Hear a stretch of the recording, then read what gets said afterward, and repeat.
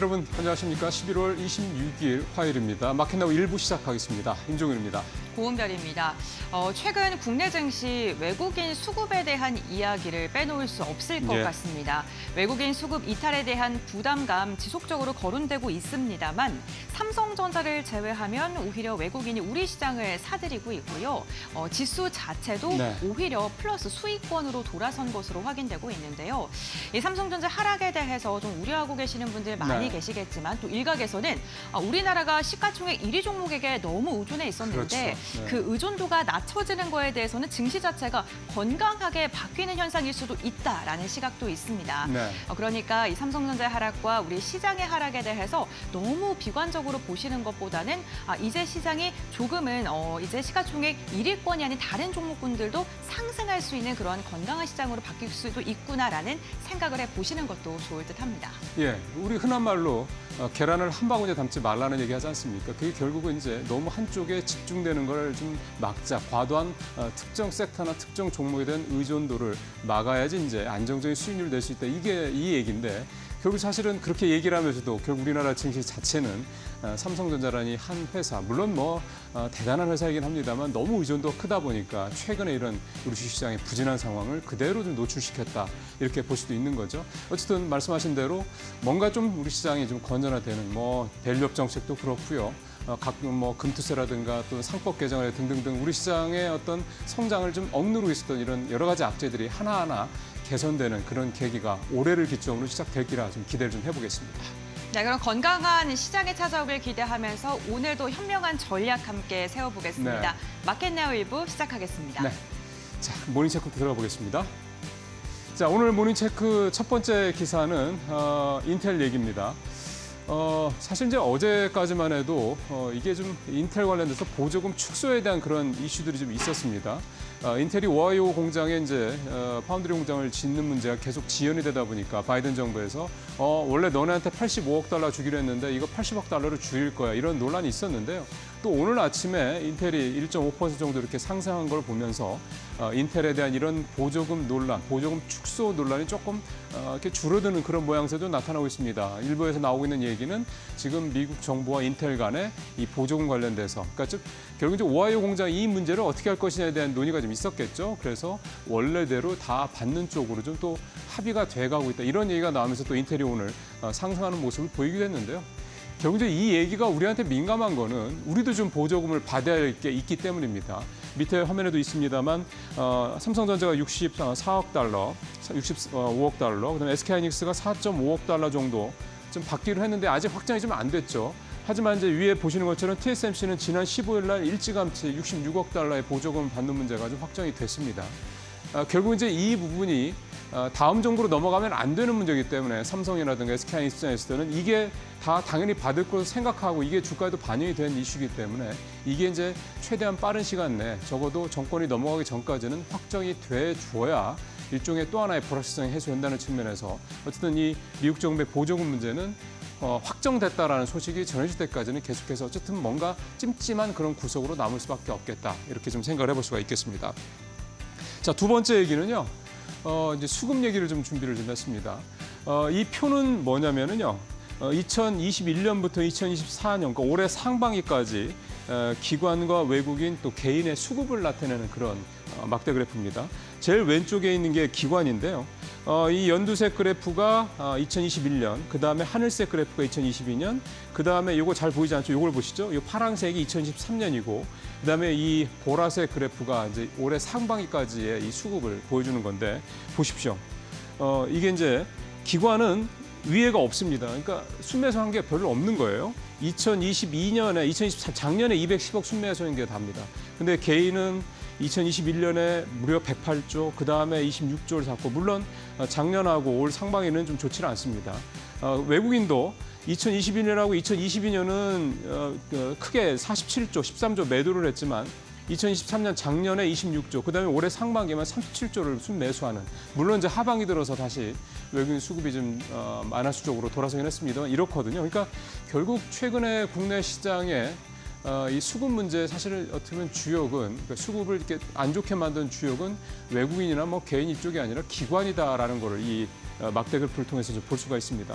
밑에 보시는 것처럼 지난 4년간 코스피 순매도 금액이 기관이 80조 원이 넘는다는 거니까 이런 상황에서 사실 우리 시장이 이렇게 뚜렷한 미국처럼 이렇게 우상향으로 가기는 참 어렵다는 얘기죠.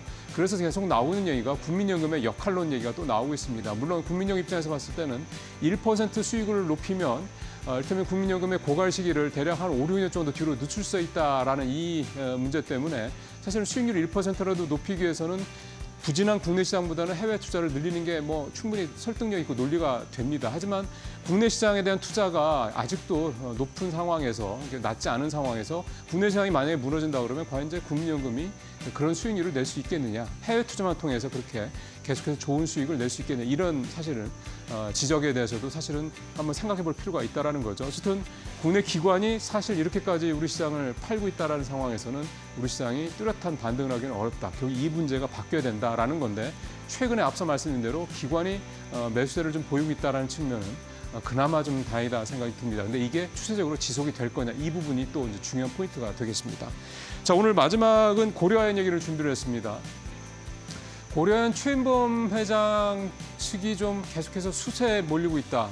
이렇게 얘기를 좀 해볼 수가 있겠습니다. 고려아연은 이제 우호 지분이라고 얘기를 했던 그런 이제 기관들이 계속해서 고려아연의 지분을 좀 팔고 있기 때문입니다. 한국타이어가 고려아연의 주식 0.7%를 좀 처분을 했고요. 그다음에 LG 회장의 매제죠. BRV 캐피탈 회장이 CEO가 지분 0.7%를 처분을 했습니다. 이에 앞서서 한국투자증권도 0.8% 지분을 전량 매각을 했습니다. 이러다 보니까 이제 MBK 측과의 지분 격차가 거의 6%포인트까지 좀 벌어졌습니다. 빠르면 한 달 정도 사이에 이제 임시주총이 열릴 것으로 예상이 좀 되고 있는 상황에서 이렇게 지분 격차가 6%포인트까지 벌어진다고 그러면 사실은 이제 최인범 회장 측에서 임시주총에서 경영권을 이제 유지를 할 수 있을 것이냐 이 부분에 좀 더 이제 의문 부호가 생길 수밖에 없다라는 거죠. 여러 가지로 이제 뭐 유상증 자건도 있고 해서 좀 악재도 좀 있었고요. 그 다음에 이제 우호 지분들이 계속해서 이렇게 파는 이런 모습들이 나타나면서 최 회장 측이 상당히 좀 수세에 몰리고 있는 상황이다 이렇게 말씀드리겠습니다. 또 그 고려아연의 주가 역시 이런 부분들이 좀 반영이 최근 좀 되고 있어서 이 악세를 보이고 있다 이렇게 또 해석을 해볼 수가 있을 것 같습니다. 모닝 체크 마치겠습니다.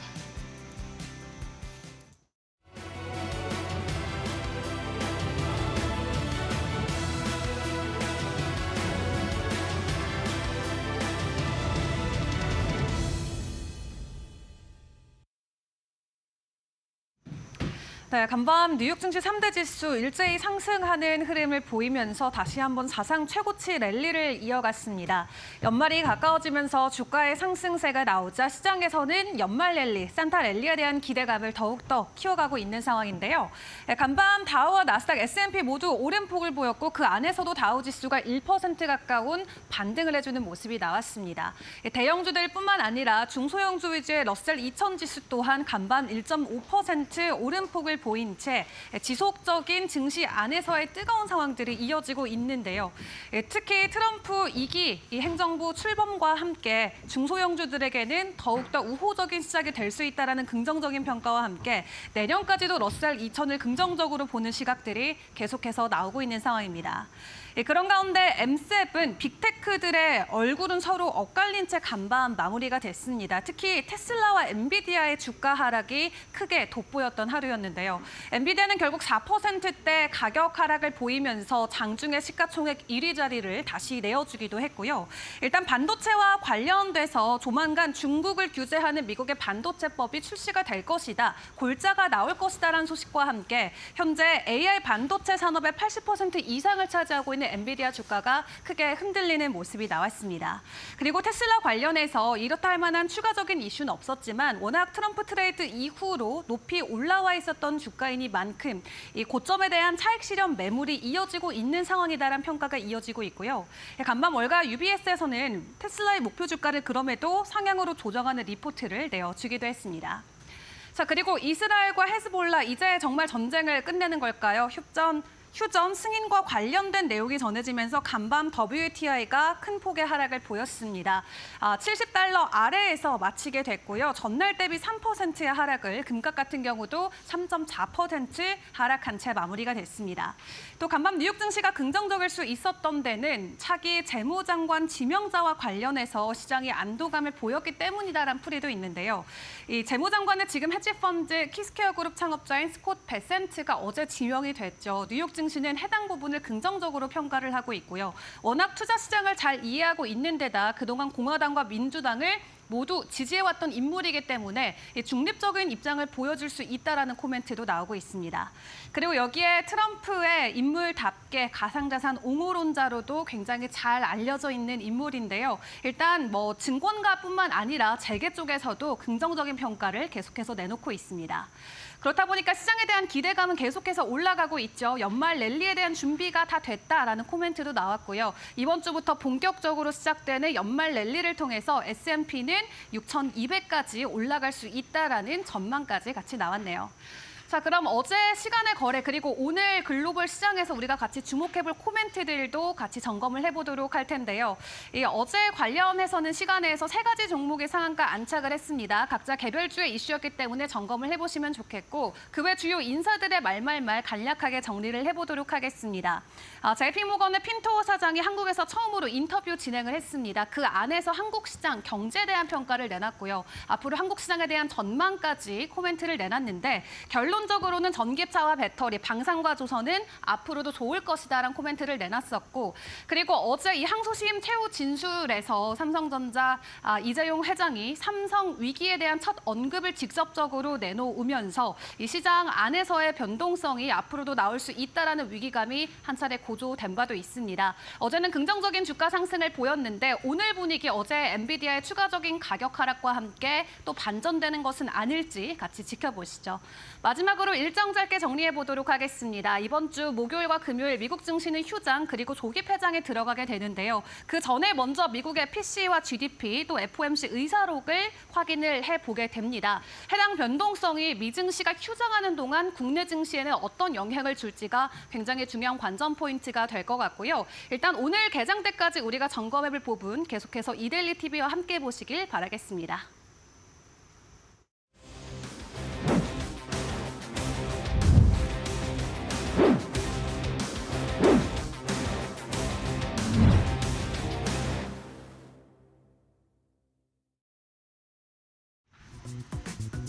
조선주들 노후 선박 교체와 친환경 선반 판매 증가 등으로 안정적인 실적 성장이 지속되는 가운데 도널드 트럼프 미국 대통령 당선인이 한국과의 조선업 협력의 중요성을 강조하면서 주가가 날아오르고 있습니다.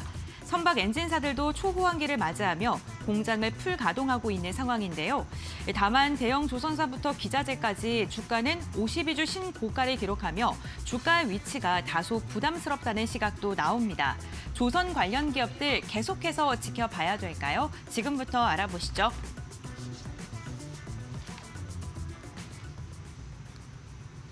자, 오늘 첫 번째 이슈 이제 조선업 관련된 얘기를 좀 해보도록 하겠습니다. 자, 오늘 이슈 본격적으로 좀 들어가기 앞서서 두 분 먼저 인사를 하겠습니다. 박근호 이사님, 그다음에 곽유정 파트너 나오셨습니다. 어서 오십시오. 네, 안녕하세요. 자, 오늘 조선 이슈 이제 박근호 이사님이 준비를 하셨는데 네. 큰 거 말고 조금 더 세부적으로 보실 거죠, 오늘은? 그렇죠. 예. 일단 현재 조선주들 사실 작년도 마찬가지고 재작년도도 마찬가지고 언론에서 그 조선주들 그 슈퍼사이클이다라는 얘기를 굉장히 많이 나왔었어요. 그게 벌써 2년 됐어요. 그렇죠. 예. 올라가려다 떨어지고 네. 하다가 이제 지금 이제 최근에 저는 개인적으로 조선주 대장의 차트를 본다라고 하면 그 조선해양을 한국 조선해양을 한국조선해 HD. 네, 그렇죠. 봐야 되죠. 근데 정고점까지 아직 한참 남았거든요. 정고점이라는 게 2008년 그때 정고점 그렇죠. 얘기하시는 거죠? 2008년도, 2011년도 고점까지 지금 2배 올라도 정고점이 안 되는 상황인데 일단은 앞으로 이제 어떠한 이유가 있어서 이 조선주들 그다음에 그 다음에 아랫단에 있는 엔진 기업들을 좀 살펴봐야 되는지 설명을 좀 드려보도록 하겠습니다. 네. 일단 슈퍼사이클이라는 얘기는 조금 더 지켜봐야지 알긴 하겠습니다만 일단 이 엔진 업체들이 굉장히 좋은 기회가 오고 있죠. 그 이유는 우리가 이제 그 전기차가 생긴 이유가 그 탄소 중립이잖아요. 그렇죠. 근데 그 전기차의 탄소 중립이 이제 이 배를 선박까지 이제 옮겨오는 과정이 있는데 예, 그 초입이라고 보시면 될 것 같습니다. 네. 그래서 이 전기차들 같은 경우는 내연기관차를 그 이제 배터리와 모터로 바꾸지만 배는 아직 그걸 할 수는 없으니까 그 엔진 자체를 친환경으로 바꿔야 되거든요. 그래서 이제 국제 해사 기구라고 얘기를 하죠. IMO에서 사실 뭐 굉장히 오래된 얘기죠. 2020년도에 나왔죠. 니네들 배를 운행을 하는데 니네들은 이제 디젤 엔진에서 나오는 황을 얼마 이하로 줄여라. 안 그렇다라고 하면은 과징금을 매기겠다라고 했는데 그 과징금이 부담스러워서라도 이제 배를 좀 빨리 바꾸는 좀 경향이 있고요. 이런 분은 이제 새로 바꾸는 신조선 같은 경우에는 무조건 이 친환경 엔진을 장착을 해야 되기 때문에 엔진 업체들이 좀 기회가 되고 있는데요.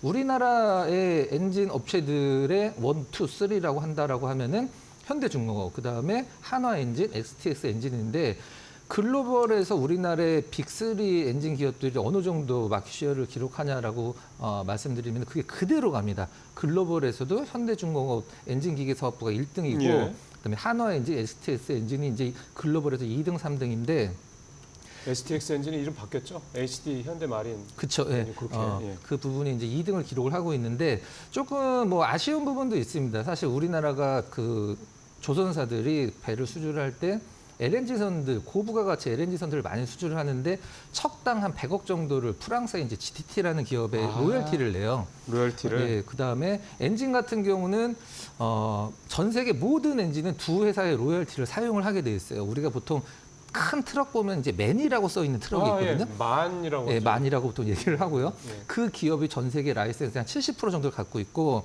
30%는 이제 윈지디라고 이제 스위스 기업인데 조금 더 아쉽게 그 윈지디는 이제 중국 지분이 굉장히 많이 차지를 하고 있거든요. 중국의 가장 큰 조선사라고 할 수 있는 CSSC 기업이 그 윈지디라는 그 스위스 기업을 이제 라이센스 갖고 있는 기업이 지분 한 30%, 70% 정도를 갖고 있는데 우리나라에서 어떤 엔진 기업들이 엔진을 만들더라도 그쪽 두 회사 중에 하나한테는 라이센스를 내야 되기 때문에 예. 로열티를 그 부분 좀 약간 아쉬운 부분이죠. 근데 제가 봤을 때는 이제 엔진이라는 건 배 가격이 1,000억이다라고 그러면 100억 조금 좀 넘긴 합니다만은 우리나라 엔진 만드는 기업들의 매출이 지금 현재 큰 폭으로 늘어나고 있고 가장 중요한 공장 가동률이 중요한데 네. 공장 가동률이 뭐 현대중공업 같은 경우는 140%가 넘을 정도로 그러니까 100%는 정상 조업이고 100%가 넘는다라는 것은 납기를 맞추기 위해서 수주를 너무 많이 해서 이제 야간이나 특근을 할 정도로 이제 지금 굉장히 화랑세다라고 보시면 될 것 같습니다. HD 현대중공업의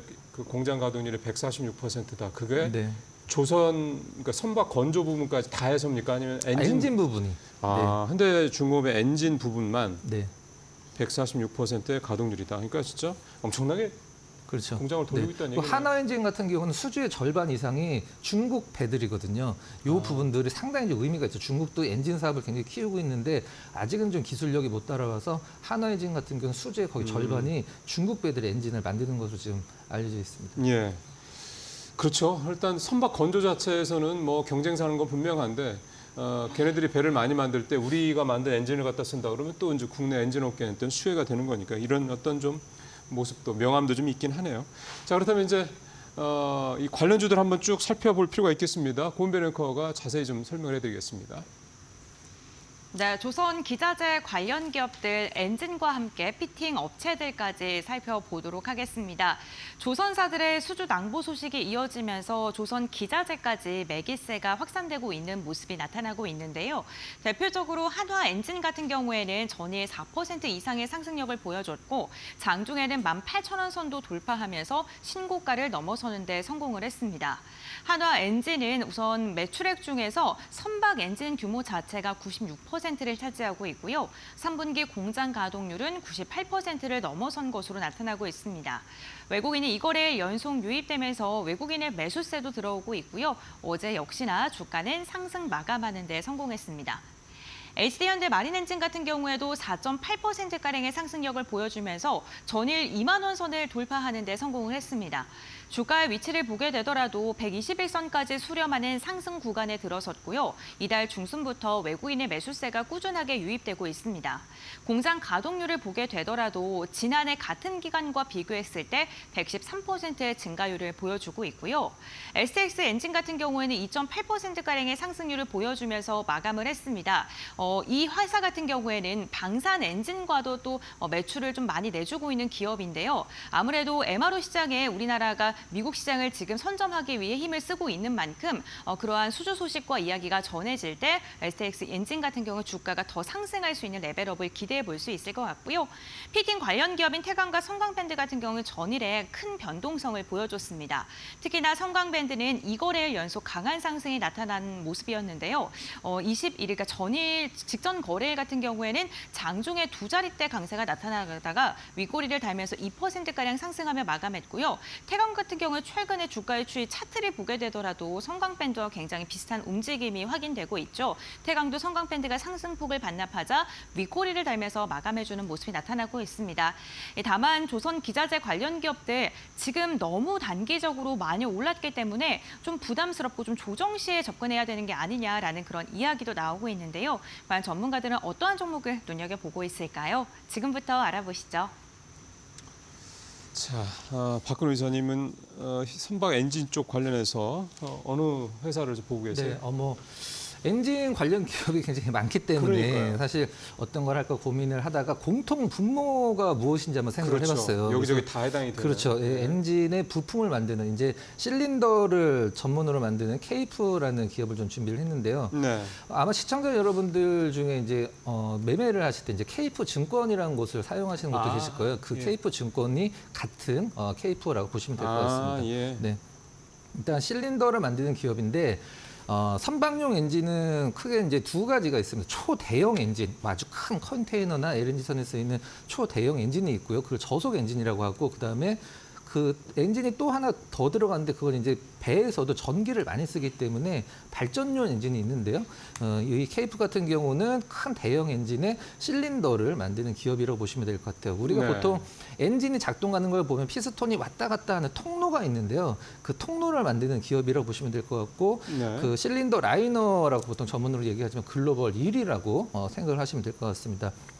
이게 이제 엔진이라는 건 한번 만들면 사실 우리가 자동차 같은 경우는 실린더를 특별히 교체를 하진 않지만 선박 엔진은 5년에 한 번 정도 이제 실린더를 교체를 하거든요. 그래서 네. 한 번 정도 만들어서 그 배에다가 납품했다라고 하면 다시 교체할 때 이 케이프의 실린더를 다시 쓰게 되는 거죠. 선박의 평균 수명이 한 25년 정도라고 했을 때 한 5번 정도 교체되는 소모성 부품이라고 보시면 될 것 같고요. 네. 어디랑 그 거래를 하는지 한번 알아보면 네. 전 세계 1위이자 우리나라 국내 1위 현대중공업 그다음에 말씀드렸듯이 국내 2위가 전 세계 2위고 1위고 우리 양궁처럼 똑같은 거죠. 한화엔진 그다음에 현대마린엔진 그다음에 해외 엔진 업체 쪽으로 많이 납품을 하고 있는데 일단 케이프 증권 쪽이 상반기 좀 좋지는 않았기 때문에 이 전체적인 실적이 좀 약간 다운사이징이 됐긴 했습니다만은 하반기에 이제 조선업의 수주와 더불어서 이제 하반기에 실적 개선 내년까지 갈 걸 예상을 하고 있고요.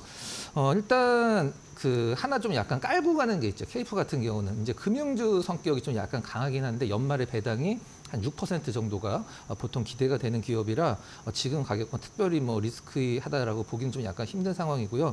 그다음에 엔진 같은 경우는 우리가 보통 배를 수주를 했을 때 배 가격이 이제 신조선가라고 해서 왔다 갔다 한단 말이죠. 근데 배를 수주를 했을 때 조선사들이 배를 수주를 했을 때 가장 먼저 이제 수주를 주는 게 엔진이기 때문에 신조선가에 가장 민첩하게 좀 그렇죠. 약간 영향을 미치는 게 엔진이거든요. 근데 지금 이제 팩트를 보면 신조선가가 고가권에서 약간은 꺾였습니다. 네. 근데 다시 올라갈지는 이제 두고 봐야 될 일이고 차트 잠깐 보면서 의미 있는 부분만 좀 짚어보도록 할까요?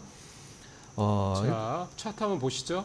자, 그러면 이제 케이프 같은 경우는 사실 다른 조선사들이 신고점 최근에 몇 년 동안 신고가를 갱신하고 있는 상황에서 케이프는 지금 현재 한 4년 정도 박스권 흐름을 보여주고 있어요. 근데 한 번 옆으로 횡보하기 시작하면 굉장히 오랜 기간 횡보를 하는데 저는 이번에 이 조선사들의 일단 슈퍼 사이클의 타이틀이 계속 달리니까 정말 슈퍼 사이클이라고 한다라고 하면 KF가 이 6,000원 아래에서 머물 이유는 개인적으로는 없다라고 생각을 하고 있거든요. 이 6,000원을 돌파를 한다라고 하면 다시 새로운 어떤 가격에 진입을 하기 때문에 매물 저항 같은 경우는 거의 없는 상황이라 저는 뭐 엔진 기업들 너무 좋고 지금 뭐 실적으로만 따진다라고 하면 걱정할 필요가 없지만 우리가 이제 그 밑에 단에 공통 분모로 있는 KF 같은 부품사들도 한번 관심 있게 봐야 될 필요가 있다라고 생각을 하고 있습니다. 예, 보니까 2010년, 11년 그때죠. 그러니까 전에 전고점일 때 그때 주가나 이런 걸 좀 보니까 약간 뭔가 확실하게 그 가격대를 확실하게 좀 이렇게 퀀텀 점프를 하지 않으면 네. 아직은 뭐 매물도 좀 많고 뭐 그런 부분들이 좀 부담스럽긴 한데 지금 일단 말씀하신 대로 좀 슈퍼 사이클이 좀 들어와 있는 상황이고 하다 보니 저는 한 가지만 짧게 질문을 드리면 네. 이 친환경 엔진이 어쨌든 선박이 계속하게 되면 엔진도 친환경으로 바뀌어야 되는 거잖아요. 그렇죠. 그게 이제 왜 바뀌어야 되냐면 연료를 이제 우리가 보통 DF 엔진이라고 얘기를 하거든요. DF 엔진이 뭐냐면 듀얼 퓨얼. 그러니까 연료를 두 가지를 이렇게 쓴다는 그래서 얘기잖아요. 보통 기존에 이제 디젤에서 뭐 암모니아나 아니면은 뭐 메탄올 그다음에 예. LNG, LPG 예. 이런 것들을 이제 섞어서 써야 되기 때문에 안 쓰면은 이제 탄소 배출량이 많기 때문에 과징금을 부과를 예, 받아요. 그렇죠, 그렇죠. 그래서 그런 부분 때문에 이제 아직 바꿀 때가 안 됐어도 배를 빨리 바꾸고 새로 바꿀 때도 엔진 가격이 비싸고 이렇게 생각하시면 될 것 같습니다. 그러니까 이 케이프의 실린더 라이너가 친환경 엔진에 또 들어가고 그럼요. 네. 그렇게 된다 이런 얘기잖아요. 네. 그러니까 듀얼 엔진을 쓴다는 얘기는 이제 그만큼 엔진에 대한 비중이 좀 커진다는 얘기니까 그런 부분들 좀 감안하시면 좋은 될 것 같습니다. 재미있는 거는 이 회사가 선박 엔진 부품도 만들지만 증권분도 같이 있다라는 거 참고하시길 바라겠고요. 자, 박유정 파트너께서는 어떤 종목 네, 보고 계세요? 중소기업 가지고 오셨으니까 가장 대장주 기업인 HD 현대중공업. 현대중공업 예, 가지고 예. 왔습니다. 네. HD 현대중공업이 선박도 잘 만들긴 하지만요. 그 선박 안에 들어가 있는 엔진 사업부도 역시나 지금 계속 호조세를 이어가고 있는 중이라고 볼 수 있을 것 같은데요. 예. 아무래도 이제 현대중공업 같은 경우는 풀 밸류 체인으로 지금 완성이 되어 있는 상황이잖아요. 그러다 보니까 엔진 생산 라인을 보유한 측면이 시너지를 지금 계속 내고 있는 중이기도 하고 수직 계열화가 완성되어 있어서 선박 인도 물량이 계속 많아지면 많아질수록 영업이익 역시도 같이 함께 늘어나는 그런 구조라고 볼 수 있겠습니다. 그래서 올해는 예상 영업이익률 자체가 4.6% 정도로 집계가 되고 있는데요. 네. 내년에는 8.1% 정도 달할 것이라는 전망치들도 나오고 있어서 계속해서 신고가 움직임은 조금 네. 더 이어지지 않을까라고 해서 기대를 해보고요. 네. 선박 엔진 같은 경우에는 성과 약 10% 정도를 차지를 합니다. 그렇기 때문에 단일 기자재 중에서도 가장 큰 비중을 차지하는 그런 부문이라고 볼 수가 있을 것 같고요. 국내 조선소가 사실 이 사업을 처음 시작할 당시에는 이 엔진 자체를 전량 수입에 의존을 그러겠죠. 했어야 네. 했었던 그런 상황이었습니다. 하지만 현재는 현대중공업을 중점으로 해서 국산화에 성공한 그런 사례라고 볼 수 있을 것 같고요. 현대중공업이 시장 점유율 1위라고 말씀해 주셨는데 지난해는 시장 점유율 한 40% 정도 차지했다고 예. 볼 수가 있을 것 같습니다. 지금 이제 HD 예. 현대중공업의 엔진 사업부 매출액이 2019년도에는 약 7,800억 원대에서 출발을 했거든요. 그런데 네. 지난해까지 지금 2조 7천억대로 성장세 계속 잘 보여주고 네. 있는 중이기도 하고요. 계속해서 수주를 이어나가고 있는데 아까 말씀하신 이런 이중 연료에 대한 부분들, 메탄올과 디젤을 이제 연료로 사용하는 네. 발전용 선박 엔진 수주 쪽을 계속해서 수주가 나오고 있고 여기 이 분야에서만큼은 계속해서 네. 세계 지금 시장 점유율 1위를 지키고 네. 있는 단계다라고 볼 수가 있을 것 같습니다. 보통 이제 컨테이너선에 이런 네. 발전용 엔진이 많이 들어가는데 컨테이너선이 63빌딩보다도 더 큰 경우들이 많다고 하더라고요. 네. 그렇기 때문에 이러한 추진용 엔진 외에도 이러한 전기 사용을 위한 발전용 엔진을 별도로 탑재해야 되기 때문에 계속해서 그 수요가 증가하고 있다고 네. 볼 수가 있을 것 같고요. 시간 관계상 짧게 조금 더 브리핑 도와드리자면 애프터 마켓 사업을 담당하는 HD 현대 마린 솔루션과의 협업도 가능하기 때문에 계속해서 시장 반응도 좋다라는 그런 반응들 이끌어내고 있습니다. 끝으로 MRO 사업도 지금 현대중공업이 계속해서 집중해 네. 나가고 있는 중이라 볼 수 있을 것 같은데요. 올해 7월 달에 미 해군 함정 MRO 사업에 진출하기 네, 위해서 그쵸. 함정 정비 협약을 체결을 했고요. 네. 현재는 수주가 너무 많아서 도크가 부족한 상황이기 때문에 올해는 MRO 입찰에 뛰어들진 않았지만 내년부터 이제 본격적으로 적극 입찰에 나설 계획이라고 하니까 선박 엔진과 함께 미 MRO 사업 진출에 대한 기대감도 같이 함께 가져가시면서 계속해서 신고가 움직임을 엿보셨으면 좋겠습니다. 예. 현대중공업도 잘 만드는데 이제 그 안에 있는 마린솔루션도 엔진을 하는 회사니까 이 좀 둘 사이의 역할 분담, 협업 이런 부분들 이게 잘 되면 좋겠다 생각이 좀 드네요.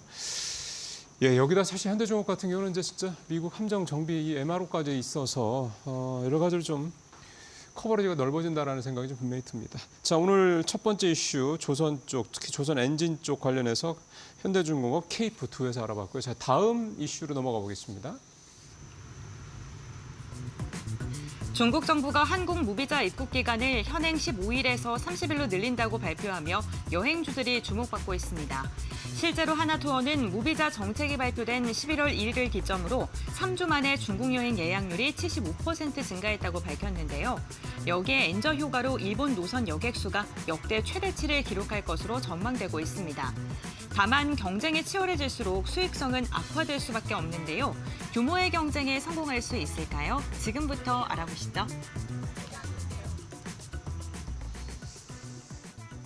예, 이 중국이 갑자기 뜬금없이 우리나라 무비자로 들어와 그 15일 했던 걸 또 30일까지 늘렸고요. 뭐 여러 가지 전략적인 배경이 깔려 있다 등등등 얘기가 많습니다만 어쨌든 저희는 그런저런 얘기보다도 오늘 여행주에 좀 집중을 해서 이 얘기를 좀 나눠보겠습니다. 곽정 파트너 오늘 여행주 가져오신 포인트 좀 잡아주시죠. 네, 계속해서 이 무비자 관련 소식이 네. 증시에서는 긍정적인 역할을 하는 것 같은데요. 그렇죠. 일단 중국이 이렇게 이제 일방적으로 무비자 정책을 하는 데에는 중국의 경기 침체를 들 수 있을 것 같습니다. 중국 정부가 이제 관광과 무역을 통해서 경기를 이제 부양하려는 그런 이제 속내로 보여진다라고 볼 수 있을 것 같은데요. 그렇기 때문에 지금 우리 국내 증시에서도 한한령 해제에 대한 기대감이 물씬 지금 들어오고 있다고 볼 수 있을 것 같습니다.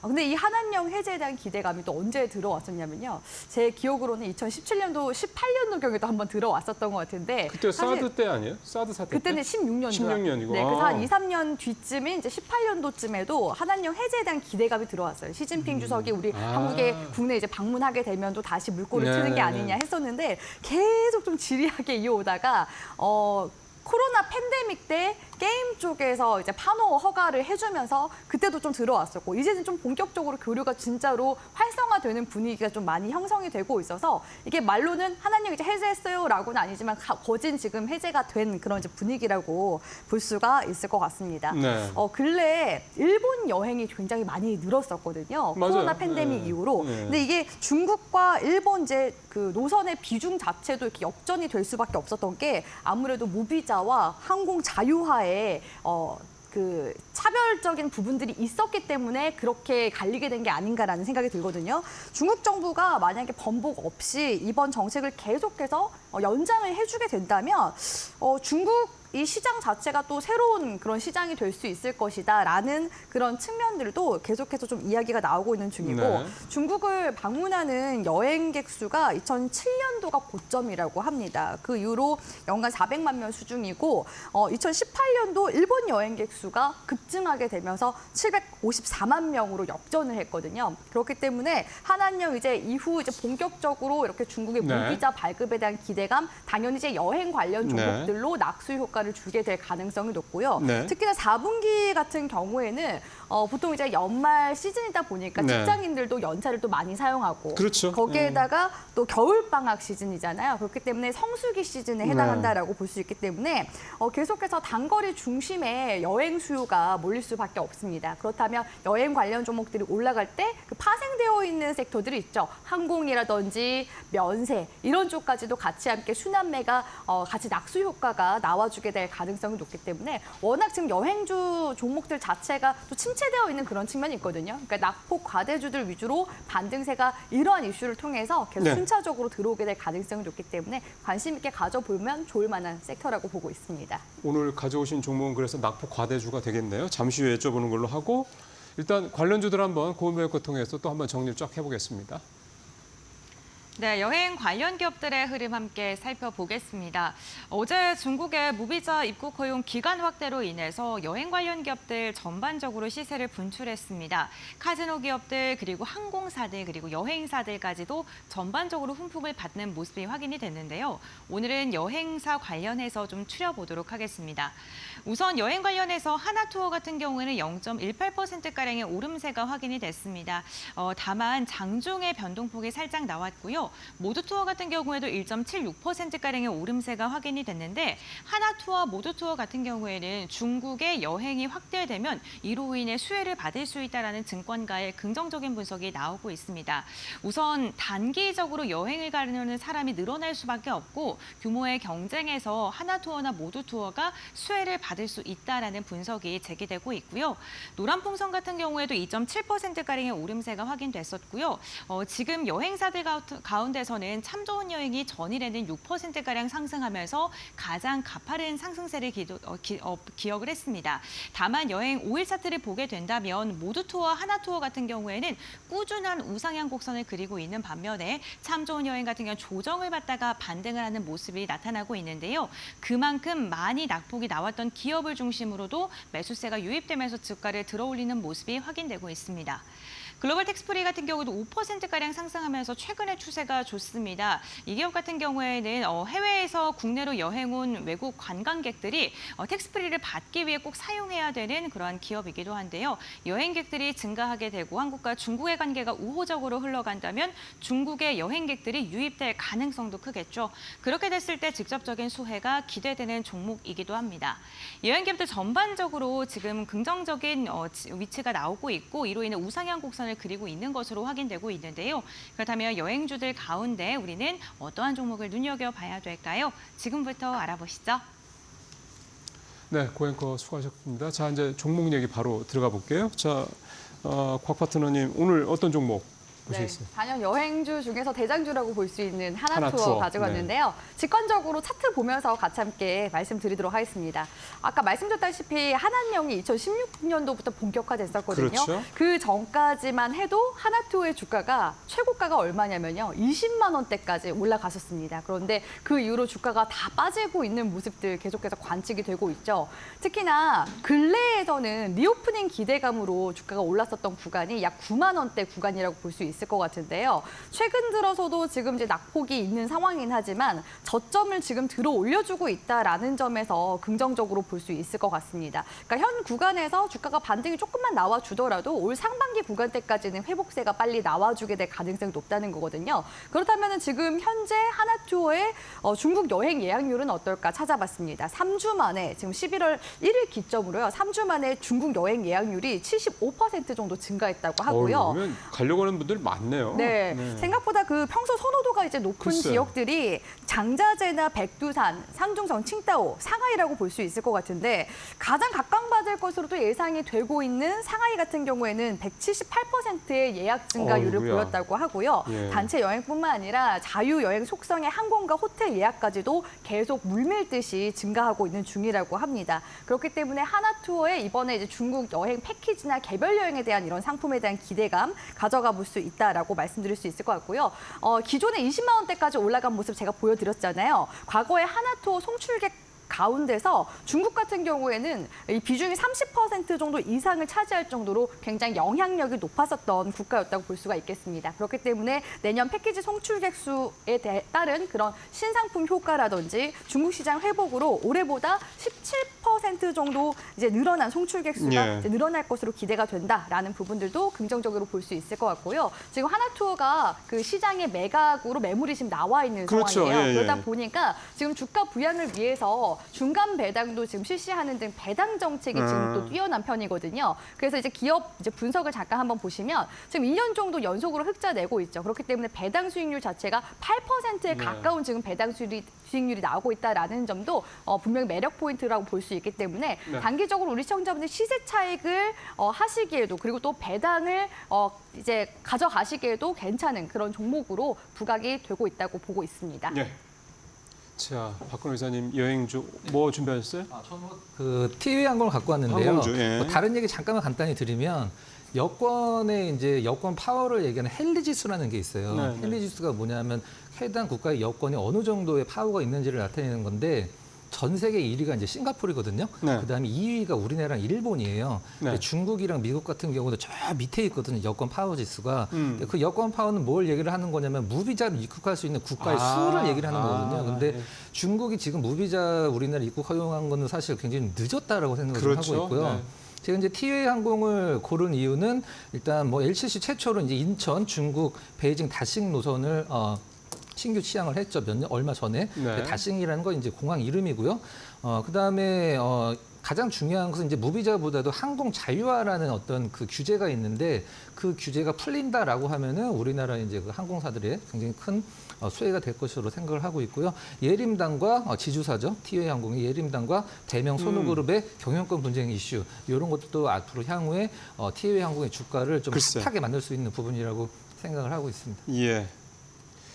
하나투어, TA 항공 이 두 여행 항공 뭐 같이 묶어서 가는 거니까 이 두 기업을 오늘 또 두 번째 이슈로 좀 소개가 됐습니다. 두 말씀 잘 들었습니다.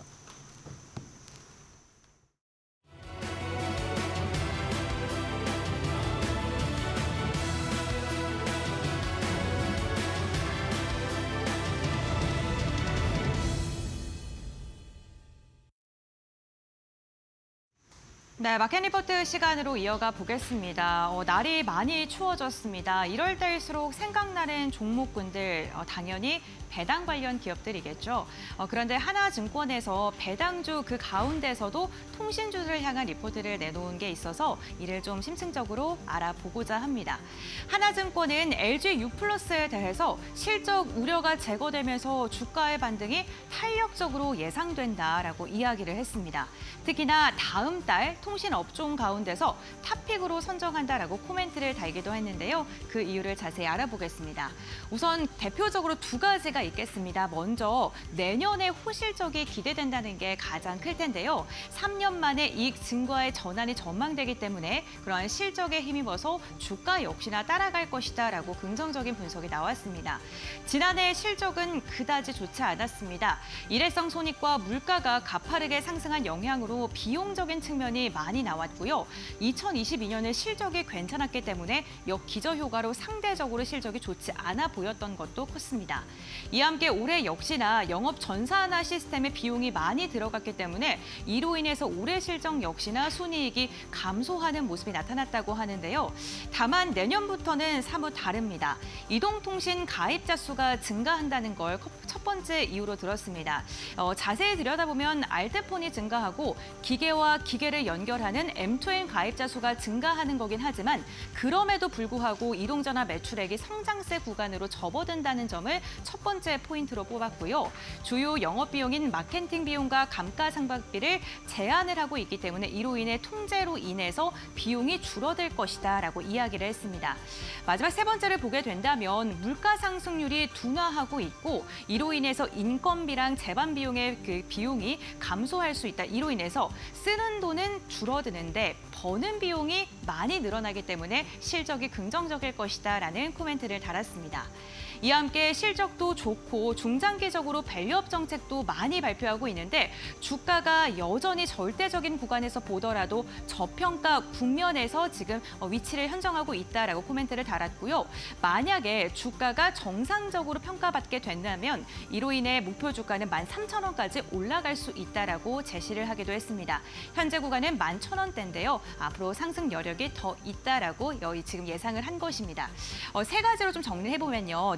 올해 주주 이익 환원 규모가 획기적으로 증가를 하고 내년에는 유의미한 이익 증가가 예상되고 저평가 인식이 결국에는 확산되면서 주가의 반등이 기대된다라고 정리해 볼 수 있겠습니다. 다음 장을 통해서 조금 더 자세히 그림과 함께 이야기 나눠보겠습니다. 영업이익 증감률 전망치를 보게 된다면요. 한눈에 들어오시죠. 2023년에는 낙폭이 있었고요. 2024년 올해에도 오히려 영업이익 증감률은 좀 감소하는 추세였습니다. 다만 내년 내년에는요, 소폭의 증가세가 나타날 예정인데요. 올해랑 비교했을 때 영업이익이 한 4%가량 증가해서요, 9,459억 원으로 예상이 되고 있습니다. 분기별 수익 예상을 올해와 내년을 비교하게 된다면 전반적으로 매 분기마다 실적의 상승률이 지금 기대되는 상황이고요. 매출액 대비 영업이익률, 그러니까 순이익률 같은 경우에도 전반적으로 괜찮은 개선되는 흐름이 나타날 것으로 보입니다. 이와 함께 역시나 통신주 하면 밸류업에 대한 기대감 빼놓을 수 없을 것 같습니다. 지금 실적에 대한 기대감, ROE 같은 경우에는 8에서 10%가량으로 상승할 것으로 보이고요. 부채 비율은 현재와 비슷한 100% 수준을 유지하고 배당 성향은 40% 수준, 그리고 자사주 순이익의 최대 20%가량을 매입할 것으로 알려져 있는데 이게 연간 기준으로 본다면 700억 원가량이라고 합니다. 이와 함께 지금 갖고 있는 자사주의 1.6%가량을 소각하게 돼서 이로 인해 유동 주식 비율도 줄어들 수밖에 없다고 하는데요. 현재 PBR이 0.5배입니다. 사실 한 배 미만이면 저평가 구간이라고 하는데 이에 절반밖에 해당하지 않죠. 이와 함께 기대 배당 수익률 역시나 6%밖에 되지 않기 때문에 이로 인해서 지금 주주 환원에 대한 기대감이 나올 수밖에 없다라고 이야기를 했습니다. 한 배를 기준으로 했을 때는 18,000원가량이 예상되는데 굉장히 보수적으로 13,000원을 제시했네요. 네, 다음 종목 함께 확인해 보시죠. 다음 달에 기대되는 종목이 LG U+였다면 내년에 기대되는 종목은 KT입니다. 3사 중에 내년에 가장 큰 이익 성장이 기대되기 때문이고요. 올해 명태금 반영과 함께 내년에 부동산 수익으로 인해서 실적의 개선세가 기대된다라고 이야기를 했습니다. 이로 인해 역시나 목표 주가는 6만 원으로 굉장히 높게 잡았고요. 물가 하락률 그리고 마케팅 비용과 감가상각비 정체로 실적 개선이 기대된다라고 이야기를 했습니다. 다음 장 함께 살펴보시겠습니다. 네, 이익 성장에 대한 기대감 보시는 것처럼 시간이 지날수록 주주 이익 환원에 대한 규모는 커질 수밖에 없고요. 인건비 같은 경우 이게 올해고요. 내년입니다. 굉장히 줄어든 것을 확인해 볼 수 있죠. 비용을 적게 쓰고요. 주주 환원 규모도 훨씬 더 늘어날 것으로 보입니다. 이렇게 다양한 모멘텀으로 인해서 내년에는 통신 3사 중에 KT를 눈여겨보면 좋겠다라는 코멘트도 함께 달렸으니까요. 이 부분 확인하시면서 투자 포인트 삼으시면 좋을 것 같고요. SK텔레콤에 대해서는 탑픽은 아니지만 순이익 증가가 기대된다라고 긍정적인 코멘트 달았으니까 이 부분도 함께 체크해 보시면 좋을 것 같습니다. 지금까지 마켓 리포트 알아봤습니다.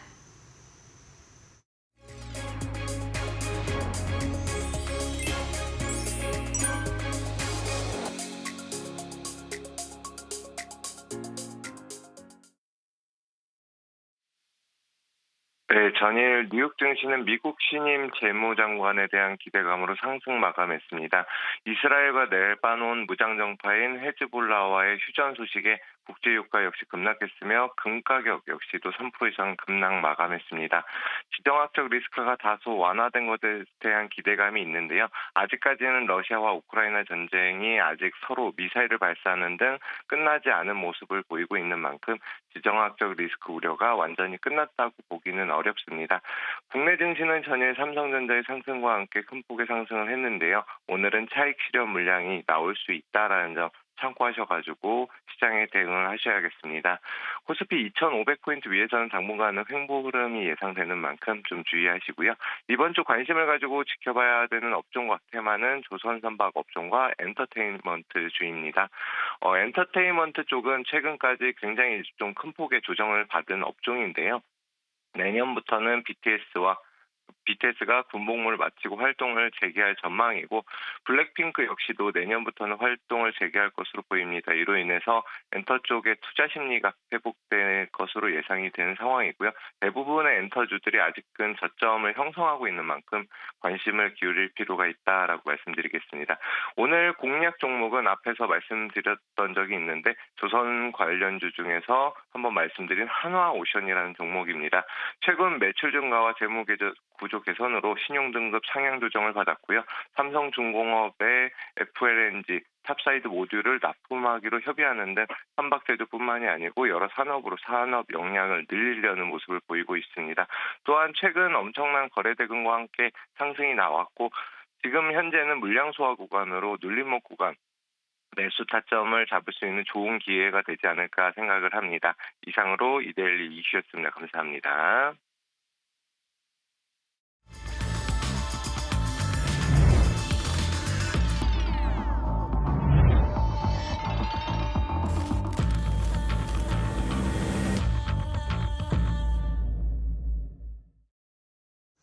네, 8시 딱 50분 지금 됐네요. 마켓 스탠바이로 이어드리도록 하겠습니다. 오늘도 두 분의 전문가 그리고 고은별 앵커와 함께하도록 하겠습니다. 오현진 팀장, 신일섭 위원 나오셨습니다. 어서 오십시오.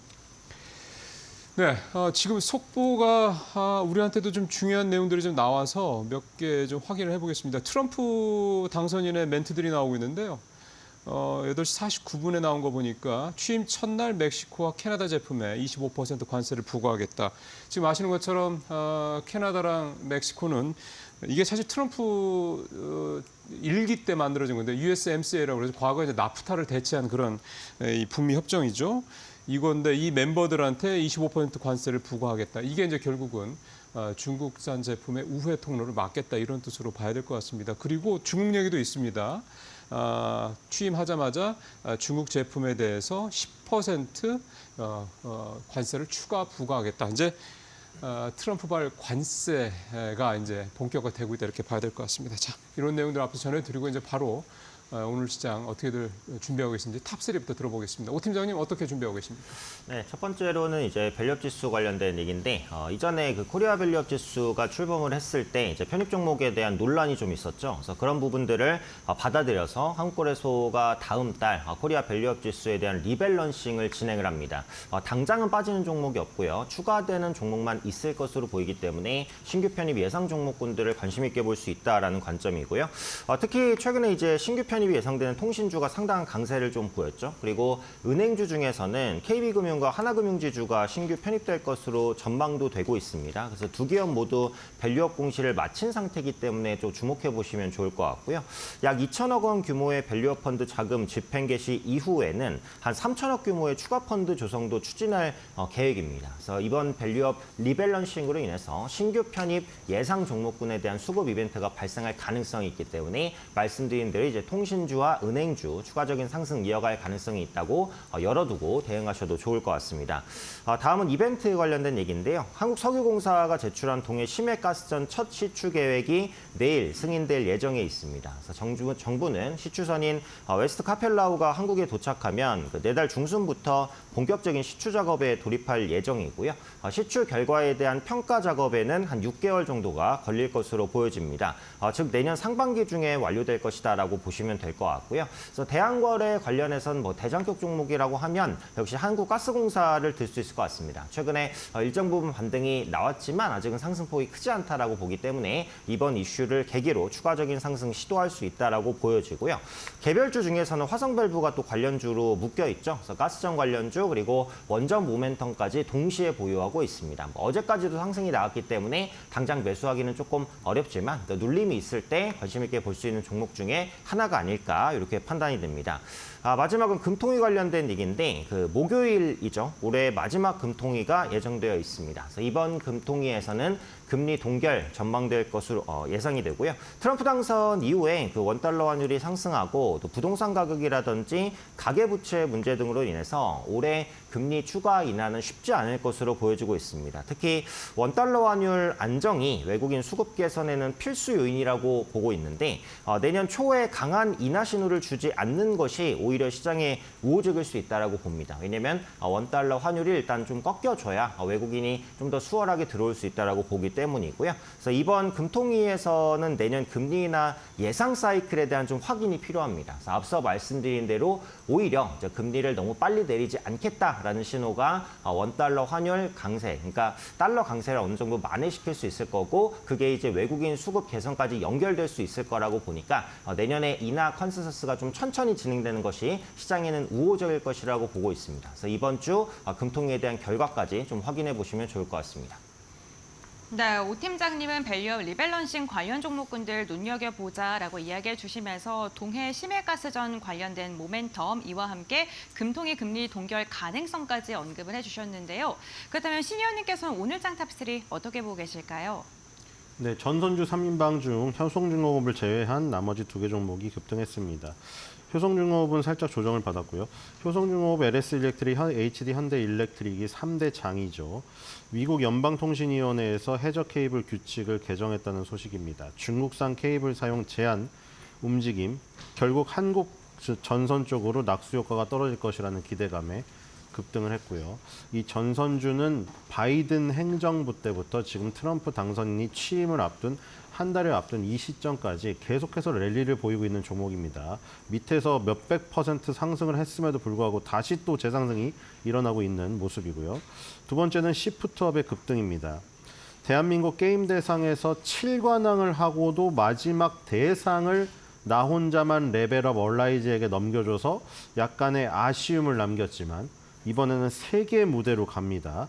더 게임 어워즈. 지금 연말을 앞두고 연기 대상, 연예 대상, 가요 대상 쭉 하겠죠. 자, 게임에서도 이제 종지부를 찍는 아주 피날레를 장식할 수 있는 기회가 있는데 지금 최고상인 올해의 게임상 고티죠.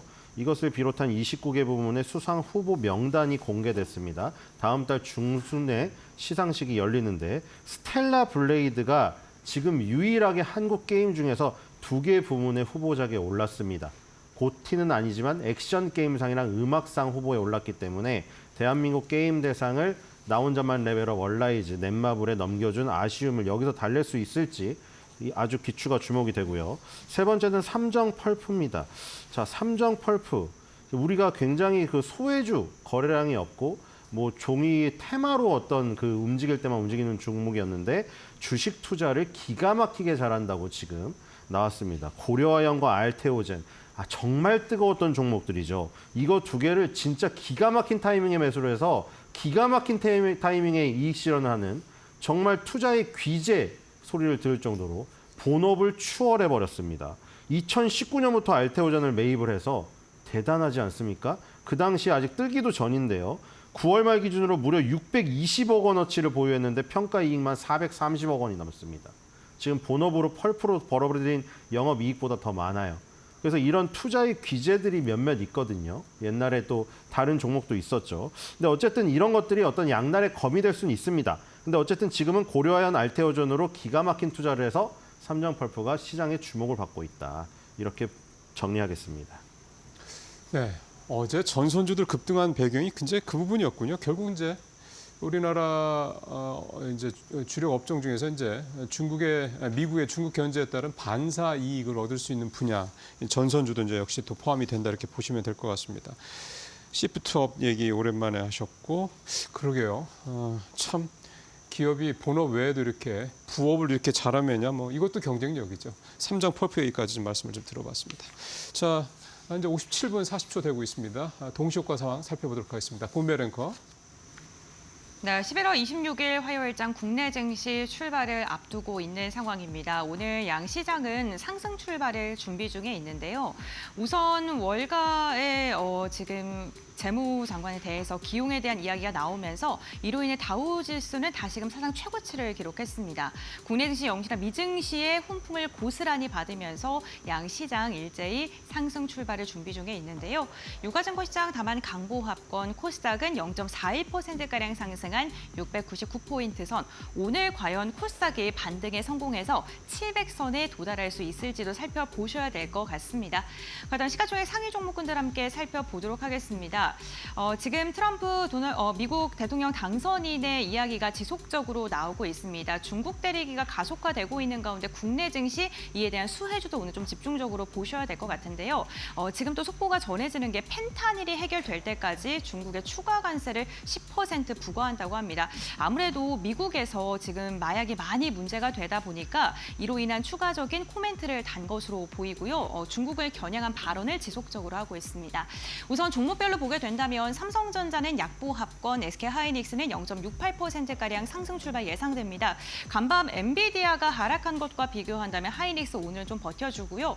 LG에너지솔루션 보합권, 삼성바이오로직스는 0.73%, 현대차는 상승 출발 지금 준비 중에 있습니다. 다음 장 함께 확인해 보시죠. 오늘 2차 전지 한 걸음 쉬어가고요. 완성차는 좀 엇갈린 모습입니다. KB금융은 0.92%가량 하락하면서 오늘 금융사들의 흐름은 또 쉬어가는 모습이고요. 네이버 같은 경우에도 0.16%가량 빠진 채 출발을 준비 중에 있습니다. 다음은 코스닥 시가총액 상위 종목들 함께 살펴보시죠. 네, 코스닥 1위부터 5위권 일제히 상승 출발 준비 중입니다. 오늘도 상대적으로 코스닥 흐름이 더 좋을 것으로 보이고요. 알테오젠 1% 이상 상승, 에코프로 그룹주들도 1에서 0.38%가량 상승 출발 준비 중에 있습니다. 전반적으로 오늘 코스닥 분위기가 더 좋을 것으로 보입니다. 국내 증시 출발합니다.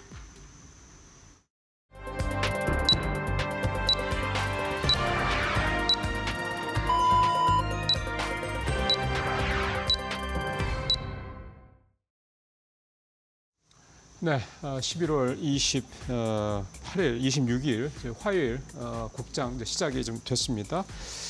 트럼프 대통령 당선인의 이제 내용들 나오는데 특히 이제 멕시코와 관련해서는 마약 관련된 얘기, 펜타닐 얘기, 좀 전에 이제 중국 관련돼서 펜타닐 얘기도 했습니다만 결국 이제 중국에서 원료가 만들어져서 이게 이제 멕시코를 통해서 미국으로 들어오고 있다. 그래서 이 루트를 이제 뚫어야 돼, 이 루트를 이제 막아야 되겠다. 그걸 이제 너네가 알아서 해라. 그거 안 하면 관세 때리겠다. 이런 얘기가 되는 거죠. 그다음에 불법 이민 관련돼서 이제 국경 개방 정책도 계속해서 이제 철회할 것이다. 이런 강경 얘기는 이제 계속해서 좀 나오고 있습니다. 어쨌든 관세와 미국 내 사회적 문제를 이야기하고 있는 이런 마약 문제 이런 부분들을 좀 연계해서 가겠다는 결국 이제 주고받기를 하겠다는 뜻으로 해석이 됩니다. 이런 부분들도 좀 참고하시면서 보시면 될 것 같습니다. 자, 그러면 이제 출발 이제 상황들 이제 살펴봐야 될 텐데요. 지금 코스피 0.5% 하락해서 시작을 했고요. 코스닥은 0.07%니까 약보합 정도로 좀 시작을 하고 있는 그런 모습입니다. 지금 본격적으로 보면 출발 상황 또 고은베랭크 통해서 또 자세히 한번 살펴보도록 하겠습니다. 네, 국내 증시 개장 상황 함께 확인해 보겠습니다. 동시호가 상황과는 사뭇 다르게 출발하는 오늘 개장 직후입니다. 우선 양시장 일제히 하락으로 출발을 했는데요.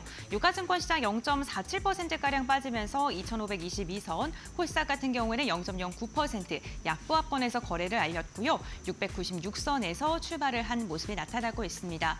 원달러 환율이 또 다시금 부담으로 작용합니다. 오늘 6원가량 현재 구간 상승하면서 1,400원 선 다시금 돌파하는 움직임 체크해 보셔야 될 것 같습니다. 그렇다면 시가총액 상위 종목군들은 어떻게 출발했을까요? 유가증권 시장 1위부터 5위권부터 살펴보시죠. 1위부터 5위 일제히 하락으로 출발했습니다. 아무래도 반도체 같은 경우에는 엔비디아가 간밤에 급락을 한 것을 영향을 피할 수 없을 것으로 보입니다.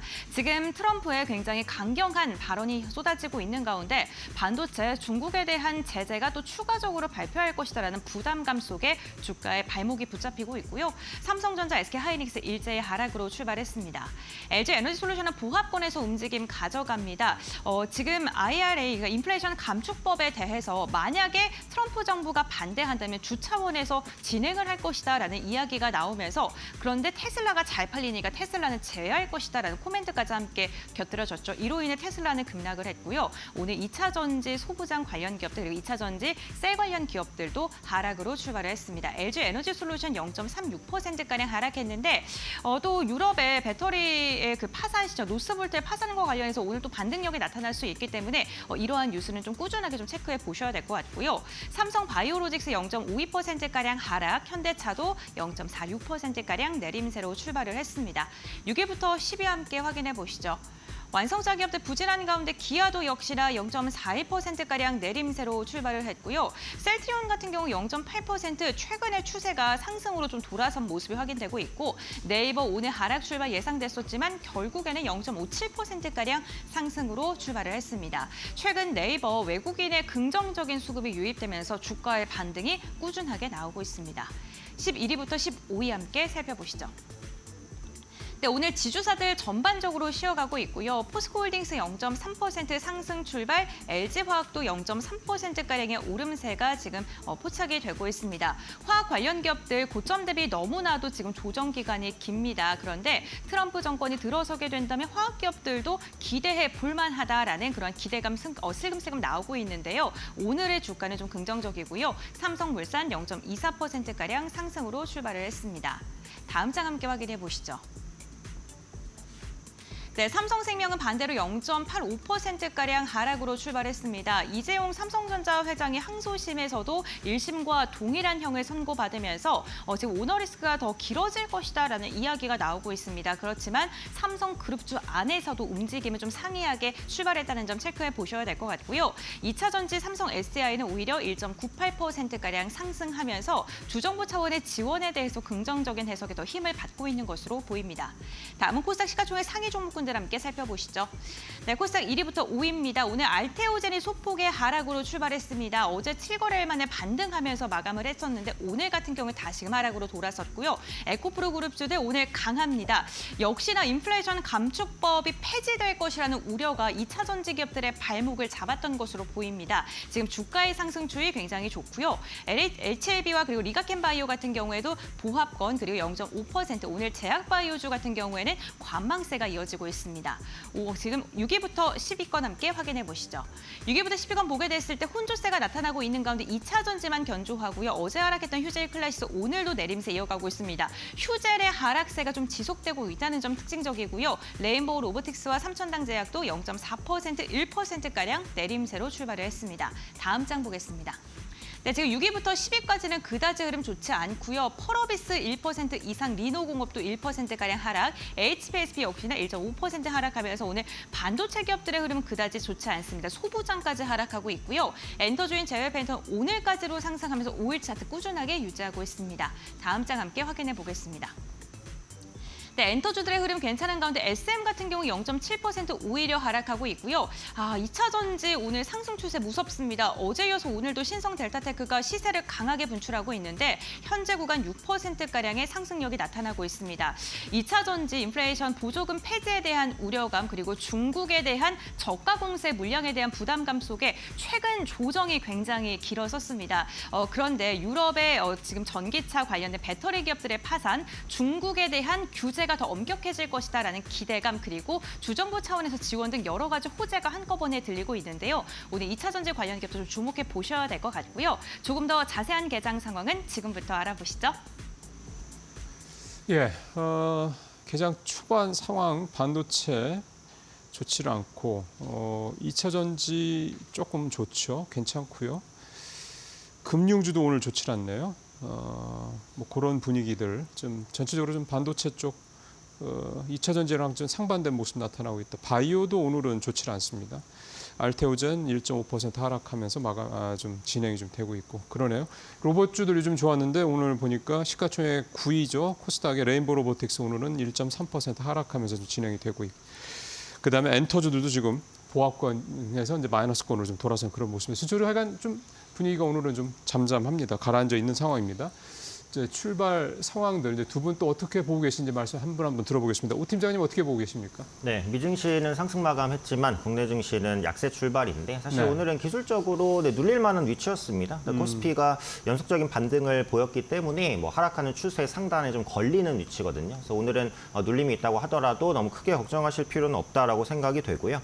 특징적으로는 앞서 말씀해 주신 부분인데 캘리포니아주 같은 경우 연방정부에서 전기차 보조금을 폐지해도 테슬라를 제외한 전기차에는 보조금을 지급하겠다라고 했습니다. 그래서 이게 국내 2차 전지 업체는 어쨌든 조금이나마 긍정적인 소식으로 작용할 가능성이 있다라는 거죠. 전기차 보조금 폐지에 대한 리스크가 너무나도 컸기 때문에 그런 부분들을 아주 약간이나마 좀 완화시켜줄 수 있는 이슈다라고 생각을 합니다. 그래서 2차 전지주의 추가 반등도 한번 말씀드리고 싶고요.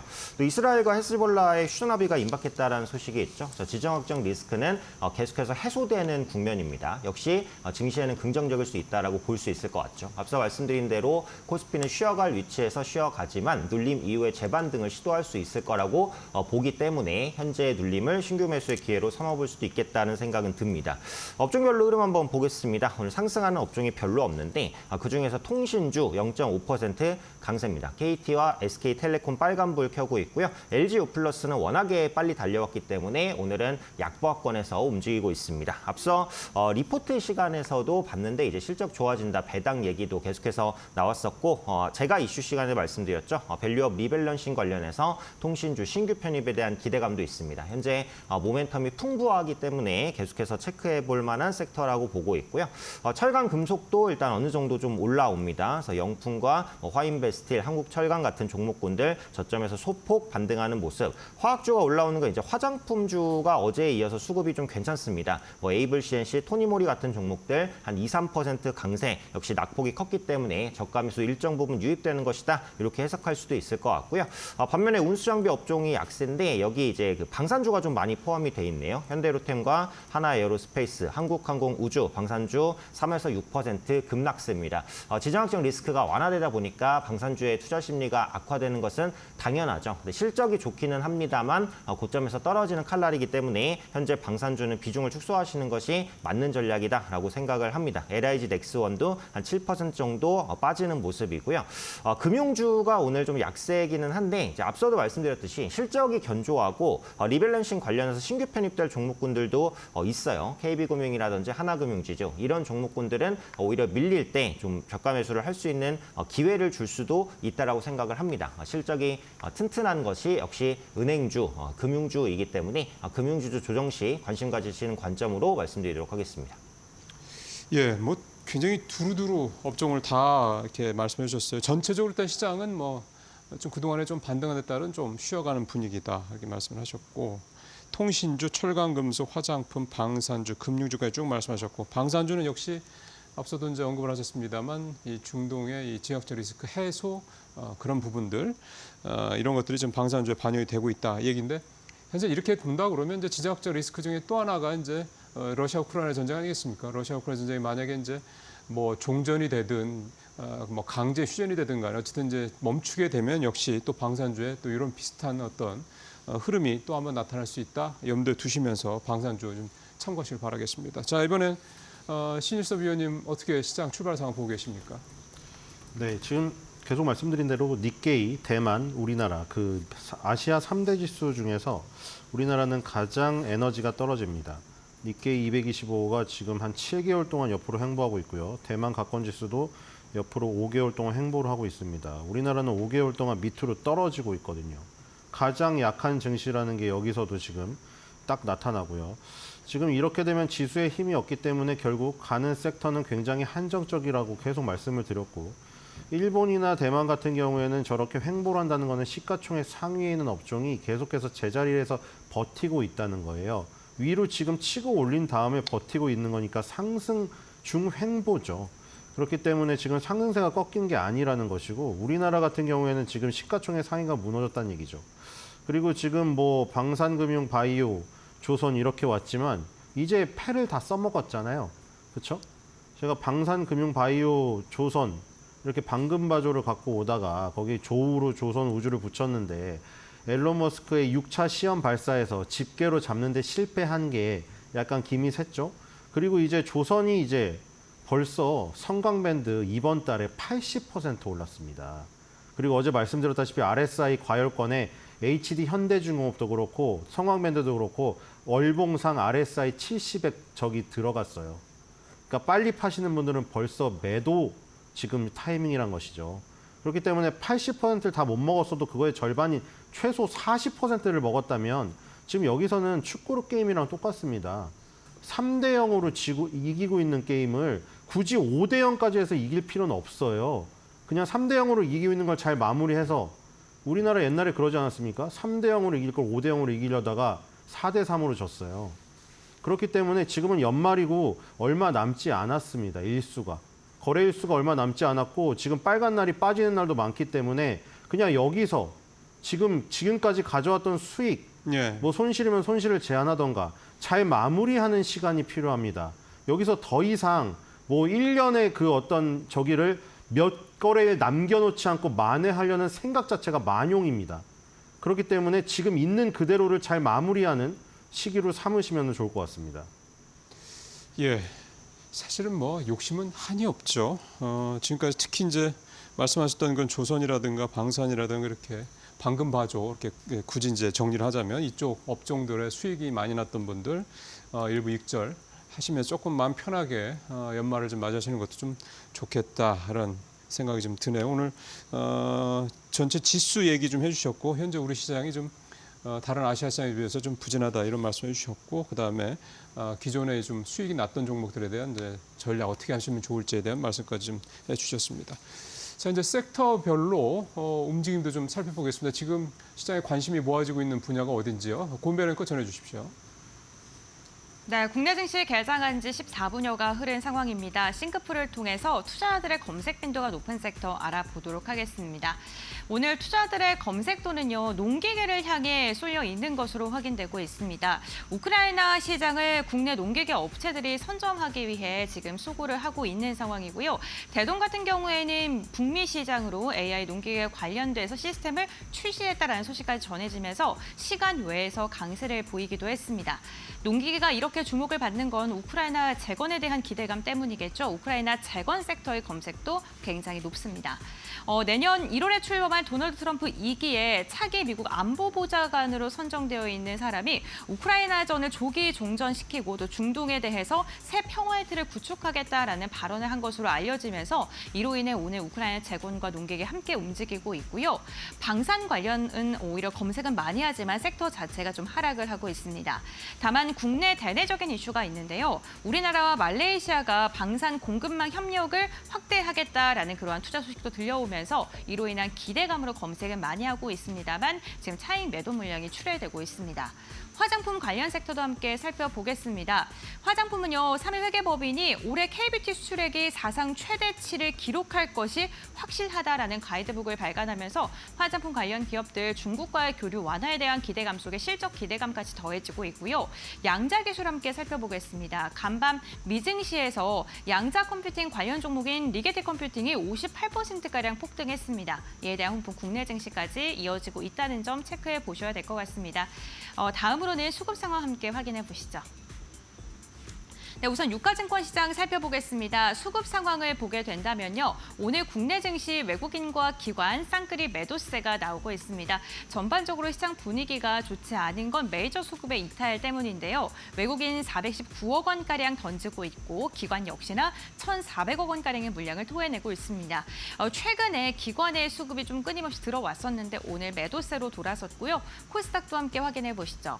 전에 우리 시장 코스닥이 강한 반등이 나올 수 있었던 건 외국인 기관의 쌍끌이 매수세 덕분이었습니다. 다만 외국인의 투심이 다시금 매도로 돌아섰습니다. 800억 원가량의 물량 출회하고 있고 기관은 명확한 방향성이 나타나진 않지만 77억 원가량의 물량을 매도하고 있습니다. 다음은 업종별 상승률 함께 살펴보시죠. 오늘 유가증권 시장 철강, 금속, 비금속, 광물, 화학 업종을 제외하고는 전 업종이 하락을 하고 있습니다. 어떻게 보면 경기 민감주들이 반응을 하고 있는데 경기가 살아날 것이다라는 기대감보다는 지금 많이 눌렸기 때문에 오늘 저가 매수세가 유입되고 있는 것으로 보이고요. 보험과 증권, 밸류업에 대한 기대감이 있는 기업을 중심으로는 낙폭이 굉장히 깊습니다. 다음은 코스닥 함께 확인해 보시죠. 네, 코스닥 업종별 등락률 보면요. 유가증권 시장보다는 그래도 업종별 상승률이 굉장히 좋습니다. 인터넷 최근에 강한 상승 이어가고 있고요. 엔터주들의 상승 일부 종목으로 나오면서 방송 서비스 1.26%가량 상승하고 있습니다. 다만 오늘 제약업종 같은 경우에는 한 걸음 쉬어가는 분위기가 나타나고 있습니다. 상승률 상위 종목군들도 함께 살펴보시죠. 유가증권 시장입니다. 네, 코스피 같은 경우에는 대원화성 16%가량 그리고 대동과 TYM이 6에서 16%가량의 상승력이 나타나면서 오늘 우크라이나 재건 관련 기업들의 강세가 눈에 띄고요. 제약바이오 관련 기업 중에선 녹십자가 5%가량의 오름세가 포착되고 있습니다. 다음은 코스닥 상승률 보시죠. 네, 코스닥 상승률 상위 종목을 살펴보겠습니다. 코스닥에서는요, 이어플로우가 어제 이어서 오늘도 2연상에 성공을 했습니다.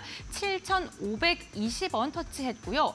오늘 자동차 부품 관련해서도 움직임 괜찮네요. 에코캡이 25%가량 상승하고 있고요. 대동금속 21%가량 상승하면서 8,930원대 터치를 했습니다. 이렇게 상승률 상위 종목군들까지 살펴봤고요. 전문가는 오늘장 특징 중 어떤 걸 선정했을까요? 지금 바로 살펴보겠습니다.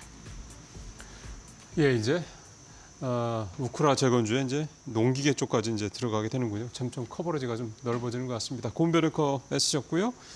자, 이제 두 분 통해서 이제 종목별 흐름도 좀 살펴보겠습니다. 오 팀장님은 어떤 거 눈에 띄고 계세요? 네, 대장주인 삼성전자 주가부터 한번 보겠습니다. 플러스로 돌아선 것 같은데요? 네, 지금 단기 골든크로스 신호가 나왔습니다. 그래서 5일2평선이 21평선을 뚫는 시도가 어제 나왔고 오늘 이제 안착을 시도하고 있기 때문에 추가 반등에 대한 기대감 가져가셔도 좋을 것 같고 초반이지만 외국인은 순매수로 삼성전자 출발했습니다. 엔비디아양 HBM 공급 기대감이 다시 한번 부각이 되고 있죠. 현재 SK SK 하이닉스로부터 독점 공급을 받는 것은 어쨌든 엔비디아 입장에서도 부담입니다. HBM을 다변화하려면 사실상 삼성전자밖에 대안이 없다라고 봅니다. 그래서 엔비디아양 HBM 공급은 반드시 진행된다라고 보고 있고요. 물론 이 부분이 반영되면서 추가 상승을 하지만 상단이 좀 제한될 수 있는 부분은 있죠. 그래서 레거시 반도체 부분의 업황 둔화입니다. 특히 중국에서의 이제 공급 과잉 우려감이 계속해서 좀 반영되는 시기이기 때문에 쭉쭉 간다 이렇게 보기보단 추가적인 상승 이후에 눌림 가능성은 있다. 이 정도로 보시고 대응하는 게 맞을 것 같고 네. 언론에서도 계속 나오지만 현재 PBR 0.9배, 0.95배 얘기는 계속해서 나오잖아요. 그래서 이런 부분들은 주가의 하방 경직성을 충분히 튼튼하게 해줄 수 있는 요인이라는 생각은 듭니다. 그래서 추가 매수를 노리시는 분들은 눌림을 좀 기다리셨다가 매수를 하시면 될 것 같고 일단 6만 원 이상까지는 좀 올라갈 수 있는 힘이다라고 판단하고 있습니다.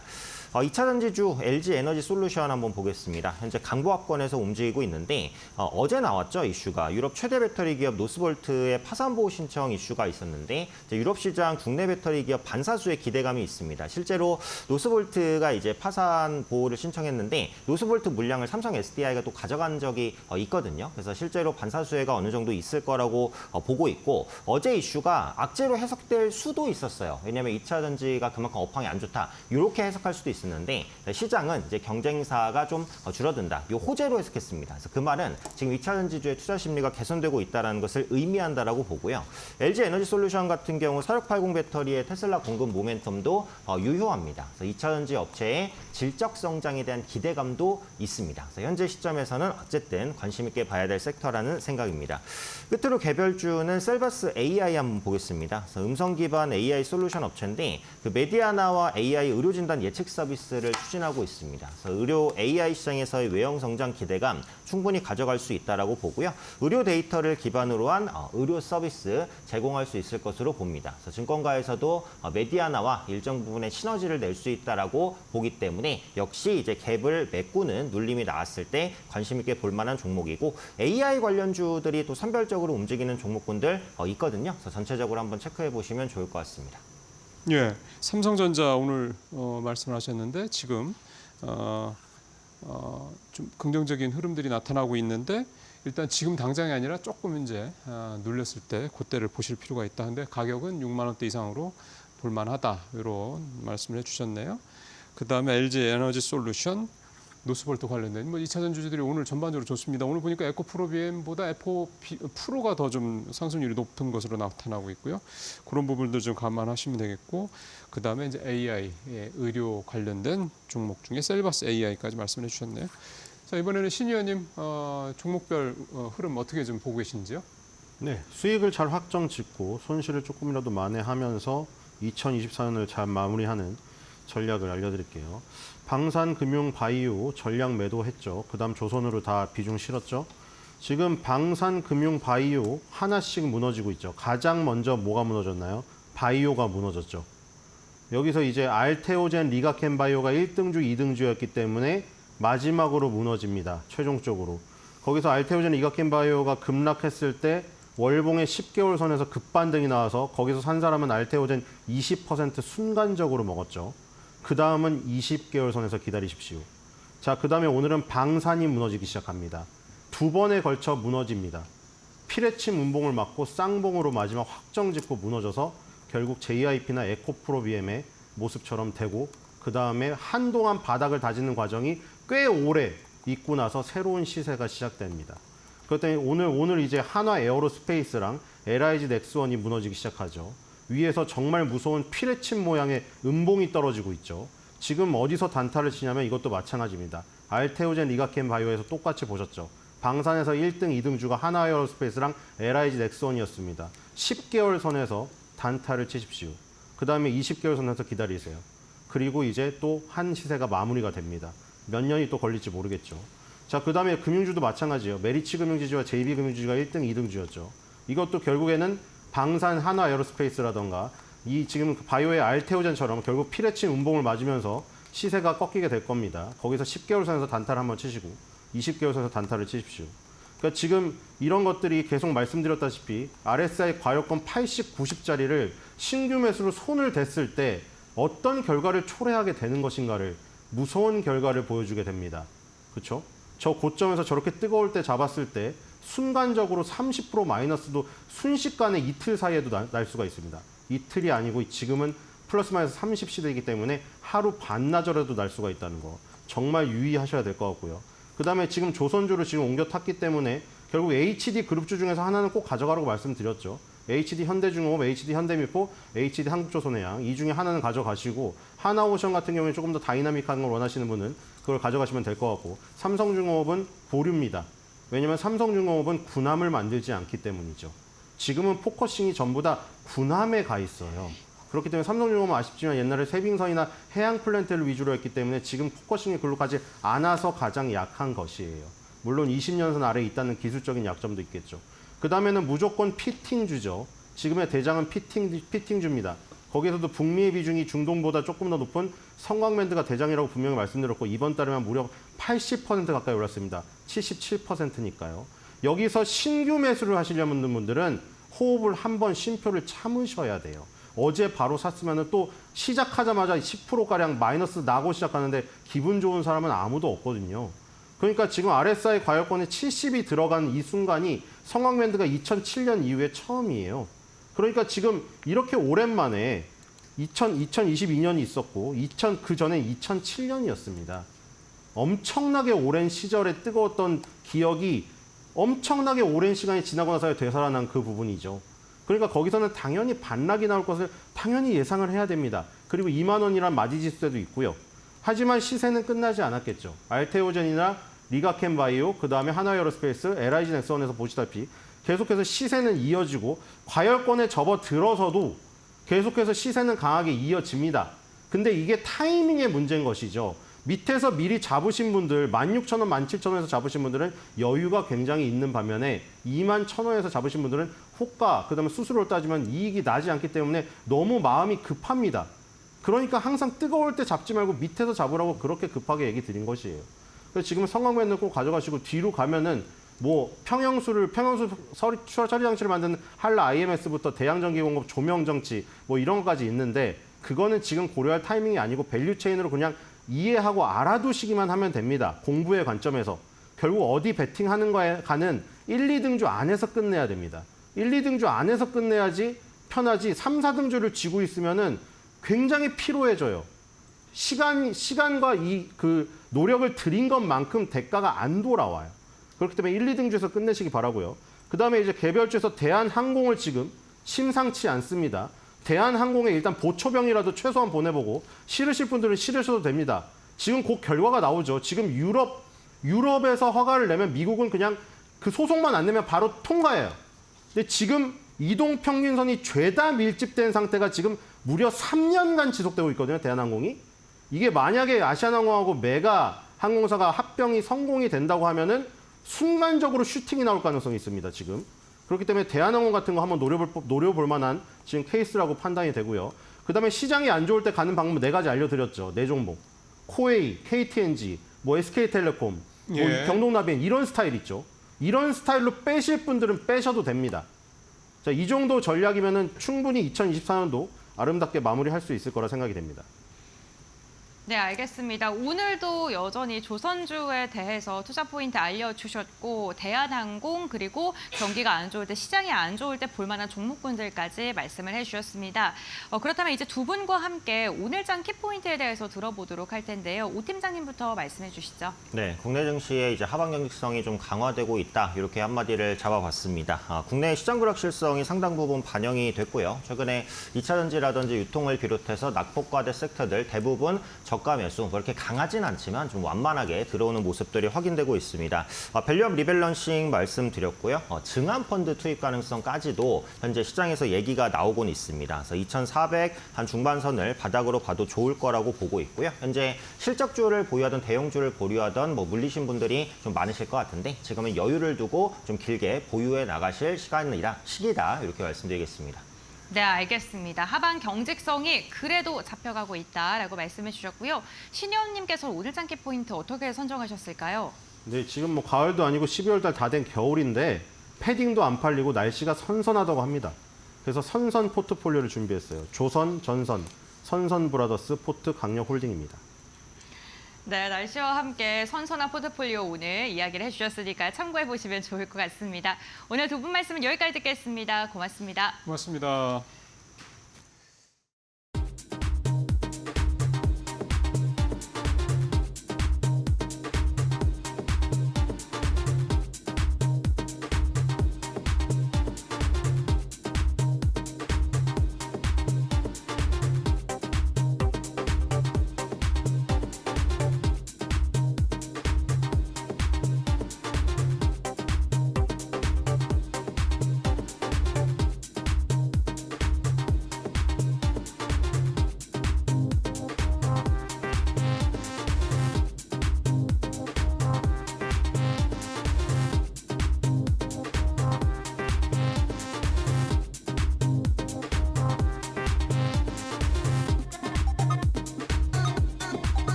자, 이제 마켓나우 1부 마무리 순서 이제 들어가겠습니다. 오늘 장 선발 종목인데요. 오늘은 서용환 차장님, SK증권 2000점 서용환 차장 연결되어 있습니다. 차장님, 안녕하세요.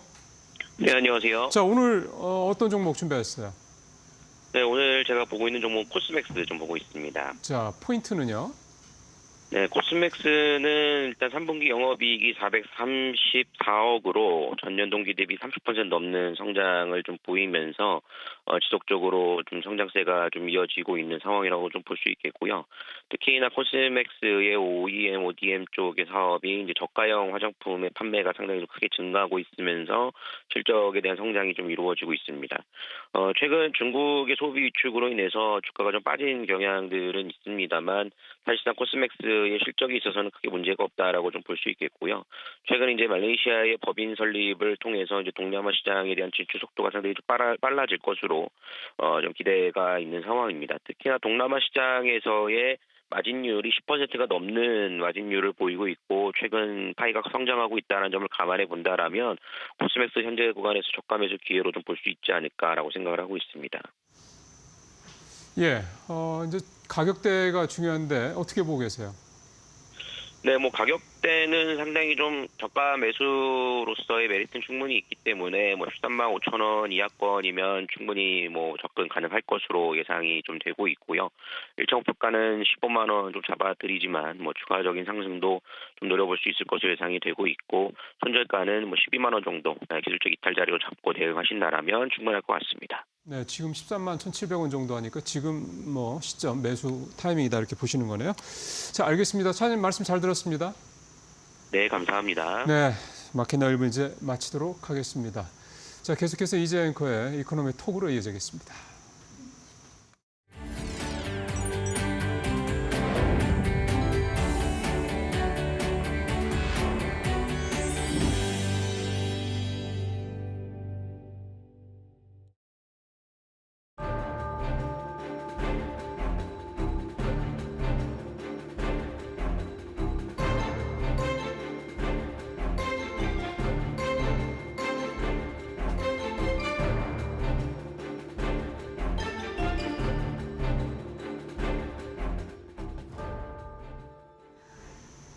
네, 이코노미톡 시작을 하겠습니다. 한국 경제 중요한 이슈를 다뤄드릴 거고요. 오늘 이 시간은 장재철 KB국민은행 박사와 함께 알아보도록 하겠습니다. 박사님 어서 오세요. 안녕하세요. 네, 방금 전 이제 속보로 저희가 알 수가 있었는데 트럼프 대통령의 그 이야기가 또 화제가 되고 있는 상황입니다. 결국 이 취임 첫날에 멕시코와 캐나다에 이제 보편적 관세를 부과하기로 했습니다. 모든 제품에 25% 관세를 올리겠다라고 얘기를 했고 중국 같은 경우에도 뭐 문제가 마약성 진통제 뭐 이런 이슈가 해결되지 않으면 관세를 좀 부과하겠다라는 이슈가 나오고 있는 상황인데 어느 정도 예상을 했던 바이고 또 하려면 할 것 같은 인물이기 때문에 우리 시장이 또 긴장을 하는 것 같습니다. 어떤 영향을 미칠 거라고 보십니까? 네. 예, 뭐 지금 말씀하신 대로 트럼프 2기가 시작이 되면 제일 예상했던 것이 이 관세와 이민에 대한 아주 매우 적극적이고 공격적인 정책이 실행이 될 것이다. 그리고 그것도 어떤 시차를 두고 하는 것이 아니라 바로 백악관 들어가면서 할 거라는 예상이 있었는데요. 네. 그런 부분이 이제 발표가 된 거로 보입니다. 그리고 이러한 상황은 사실은 트럼프 2.0을 저희들이 분석할 때부터 계속 얘기했던 것인데 궁극적으로 관세를 올려서 미국으로에서의 어떤 뭐 제조업의 어떤 리쇼어링을 또 강화시킬 수 있는 부분도 있고 또한 어떻게 보면 대미 무역 흑자를 내는 국가들에 대한 또 그 제약일 수도 있거든요. 그래서 분명 이런 부분이 발표되고 난 다음에 뭐 멕시코 페소화가 뭐 절하가 되고 여러 가지 이제 현상들이 나타날 거로 예상이 됩니다. 하지만은 이런 어떤 뭐 초기 행정명령을 한다고 했는데 실제적으로 할 거에 대해서는 아직까지 좀 우리가 좀 봐야 될 것 같고요. 일단은 자기의 강력한 의지를 보여주는 그런 상황으로 볼 수가 있습니다. 그리고 특히 지금 캐나다와 멕시코에 대한 이러한 어떤 관세 부과는 또 한미 FTA 관련돼 가지고 또 다시 한번 얘기할 수 있다는 부분이 있기 때문에 우리가 지금 주의 깊게 봐야 되는 그런 상황이라고 볼 수가 있겠습니다. 네. 지금 내년 1월 20일 만약에 이게 이루어진다면 첫 행정명령이 이루어지는 건데 어쨌든 이 추이를 좀 보셔야 될 것 같고요. 그리고 사실상 트럼프 당선인이 여러 가지 좀 생각을 하고 있는데 우리나라에서도 대미 무역 흑자 이런 부분이 나타나기 때문에 네. 가장 또 민감하게 반응할 수 있는 게 자동차 섹터일 수가 있습니다. 네. 그래서 그에 관련된 대책도 좀 마련이 필요하지 않나 싶죠. 전반적으로 관세가 부과가 되면 우리 자동차 산업뿐만 아니라 대미 수출 주요 품목에 대해서 네. 또 영향을 받을 수가 있습니다. 그렇지만 지금 제일 우려되는 것은 한국에 과연 얼마만큼의 관세에 대한 어떤 논의가 있을지에 대해서도 불확실하지만은 제일 분명한 거는 오늘 발표에서처럼 중국에 대해서 추가적으로 10% 관세를 부과할 경우에는 우리와 또 한국과 중국과의 관계가 또 밀접하잖아요. 경제적 관계가. 그래서 약 한 10%의 추가적인 중국 관세는 중국 경제 성장률을 약 한 0.5%포인트 정도 낮출 수 있고요. 이렇게 되면 우리나라 경제 성장률도 약 한 0.1% 정도 좀 낮아질 수 있는 그런 상황입니다. 거기에다가 지금 말씀하신 대로 중국 영역뿐만 아니라 한국이 또 미국에 수출하는 거에 또 제약을 받는다고 하면 또 추가적으로 우리 대외 수출 환경이 악화되는 부분이 있고요. 그래서 우리가 좀 주의 깊게 또 분석을 해야 되고 또 조치를 취해야 되지 않나 이렇게 볼 수가 있습니다. 네. 작년 사상 최대의 대미 흑자 규모를 기록을 했는데 그중에 가장 큰 비중을 차지하는 게 자동차나 이제 부품 섹터이기 때문에 이쪽 우리가 조심하자라는 의미에서 좀 말씀드렸고요. 어찌됐건 중국에서도 10% 추가 관세 이야기가 나왔는데 그에 대한 낙수 효과를 우리나라가 받아갈 수 있으니 이 또한 또 신경을 써야 된다라는 의견이셨습니다. 저희가 이제 트럼프 당선인 관련해서 2.0 시대 우리가 봐야 할 여러 가지 정책적인 이슈들 지속적으로 나올 때마다 제가 풀어드릴 테니까 잘 참고를 해보시면 도움이 되실 것 같습니다. 급한 불을 일단 좀 해결을 했고요. 지금 이번 주 같은 경우에 시장에서는 FOMC 의사록을 앞두고 여러 가지 기준금리가 어떻게 될지 그 향방을 좀 논의하고 있는 상황입니다. 이게 뭐 주식시장, 뭐 채권시장 다 화두이라고 할 수가 있겠는데 보면은 연준 인사들의 매파적인 발언이 이어지고 있어서 크게 좀 인하될 가능성이 좀 차적으로 줄어든다 이런 생각이 들거든요. 박사님께서는 어떻게 생각하십니까? 지금 연준의 정책 금리를 전망하는 CME 와치라는 그런 사이트가 있는데요. 거기서 보면 요번에 그 12월달 금리의 그 정책 결정 정도를 동결할 것이다. 아니면 또 내릴 것이다. 거의 50% 정도 되는 것 같아요. 반반 정도 되는데. 이러한 현상이 나타난 것은 지난 10월 달에 미국의 소비자 물가라든지 생산자 물가가 생각보다 높았고요. 그 결과로 연준이 통화정책에서 기준으로 삼는 개인 소비 지출 물가가 전월 대비 약 한 0.3% 정도 오를 것으로 보여서 상승폭이 커질 거로 보이면서 이제 연준 인사들이 인플레이션을 잡았다는 어떤 승리 선언이 좀 조급했던 거 아니겠느냐. 이런 또 비판도 있었고요, 내부적으로. 그리고 4분기 경제 성장률이 지금 약 한 GDP 나오로 보면 2.6% 정도 되고 있어요. 굉장히 높은 수준이죠. 지난 분기보다는 3분기에 2.8%보다는 낮지만은 잠재 성장률 수준이 2% 내외니까 상당히 경제 상황이 좋아서 굳이 그렇게 빠르게 정책 금리를 내릴 필요가 있겠느냐. 이러에 대한 논의는 있습니다. 그렇지만은 어떤 정책의 일관성이라든지 그리고 여전히 그 정책 금리가 적당하다고 생각되는 수준 금리보다는 높다는 게 또 시장의 또 컨센서스거든요. 네네. 그런 면을 감안하면 12월 달에 한번 내리고 1월 달 정도에는 한번 쉬어갈 수 있는 그런 어떤 좀 약간의 텀을 두는 그런 정책 결정이 있지 않을까 이렇게 예상하고 있습니다. 네. 지금 미국이 현재 그 시점에 있어서 통화 정책 결정에 있어서 굉장히 중요한 시점이다 이런 얘기가 좀 나오고 있는 상황이고요. 무엇보다도 추가 금리 인하는 대세의 흐름을 따르겠지만 결국 속도 조절을 좀 하지 않겠느냐 이런 생각은 듭니다. 자, 그리고 중요한 게 이제 한국은행의 금통위 이슈가 있는데 이제 이게 마지막 금통이라고 들었습니다. 10월 금통위에서 기준금리 25bp 인하했는데 이번에는 동결이 되지 않을까? 역시나 같은 의견이 나오고 있고요. 어떻게 보십니까? 지금 이 부분에 대해서도 최근에 한국은행이 기준금리를 내리지 않을까 이런 또 전망이 높아지고 있는 것도 사실입니다. 근데 지난번 금통위에서 또 기자회견에서 금통위 직후에 기자회견에서 이창용 총재가 약 3개월 포워드 가이던스로 동결에 대한 그 시사점을 줬었거든요. 그래서 이번 회의에서는 동결을 하고 연준이랑은 좀 다르게 내년 1월 달 정도에 한 번 더 내리지 않을까 이런 생각을 합니다. 왜냐하면 한국은행의 기존의 어떤 정책금리 인하의 어떤 패턴을 보면 형태를 보면 연속적으로 금리를 인하하는 경우는 경제 위기나 아니면 무슨 큰 일이 있었대 그렇게 했었습니다. 그래서 지금 현재 상황으로 경기는 부진하지만 위기 상황으로까지 우리가 과거와 같은 연달아 내렸던 그런 상황은 아닌 거로 보이고요. 그리고 지난번 정책금리를 조정을 하면서 약간의 금융 안정 상황과 대외 불확실성을 좀 관찰해야 될 좀 웨이트 앤 씨 하는 그런 시간이 필요하다는 점 그리고 최근에 달러 원 환율이 1,400원을 상회하고 있잖아요.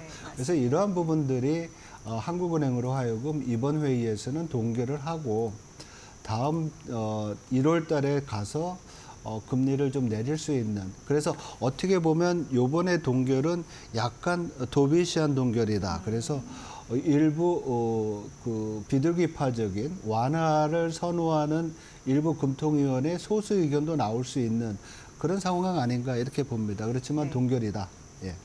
이렇게 보고 있습니다. 오늘도 환율이 1,406원, 고가는 1,407원까지 올라갔습니다. 네. 트럼프 당선인 되고 나서 킹달러 영향을 더 받는지 워낙 약세는 이어지고 있고 부동산 경기도 아직 좋아진 것이 아니기 때문에 여러 가지 좀 신경 써야 될 부분이 있는 것 같고요. 지금 국내적으로는 지속적으로 우려감 섞인 이슈가 나올 수밖에 없는 게 내수 경기가 일단 부진하고 수출이나 고용 같은 문제가 좀 리스크가 있기 때문에 문제가 되고 있는데 그렇다 보니까 정부에서도 약간 말 바꾸기로 추경 예산 좀 다시금 편성해야 되는 것이 아니냐 이런 얘기가 좀 나오고 있습니다. 어떻게 보고 계십니까?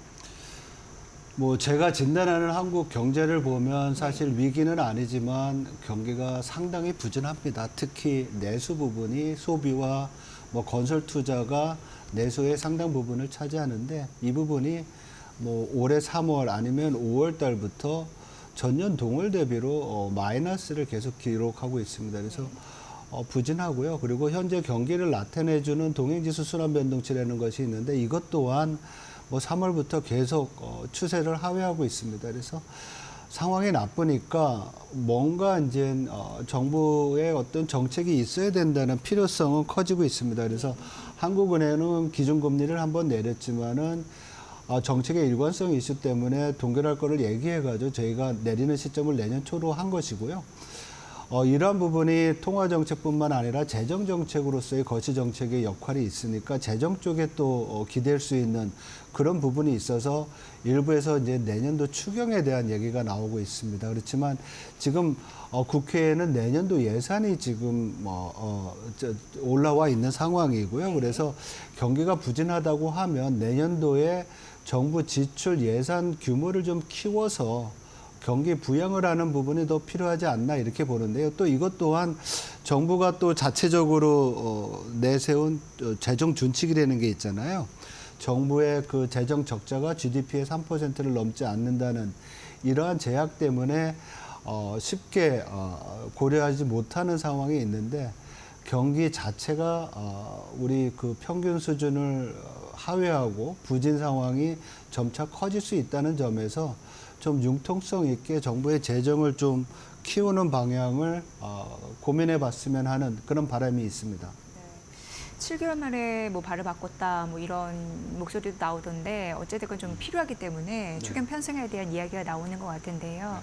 지금 이게 나오는 가장 큰 이유가 위축된 소비 심리를 어떻게 끌어내느냐 이것도 굉장히 중요한 화두라서 그런 부분이 잘 또 이어질 수 있을지. 지금도 이제 타이틀 나오지만은 예. 최근에 한국 경제 성장률을 KDI뿐만 아니라 IMF도 그렇고요.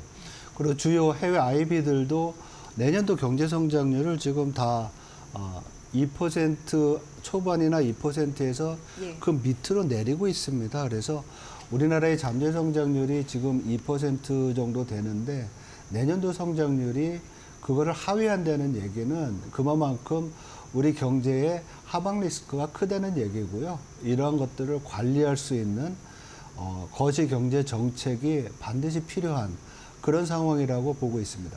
네. 뭐 지금도 그렇지만 한때는 이제 K 반도체가 굉장히 강국이었고 뭐 지금도 그렇습니다. 그게 아니라는 건 아닌데 어찌됐건 그 섹터가 일부 부진하다 보니까 시장에서는 이익 증가율이라는 게 둔화됐거든요.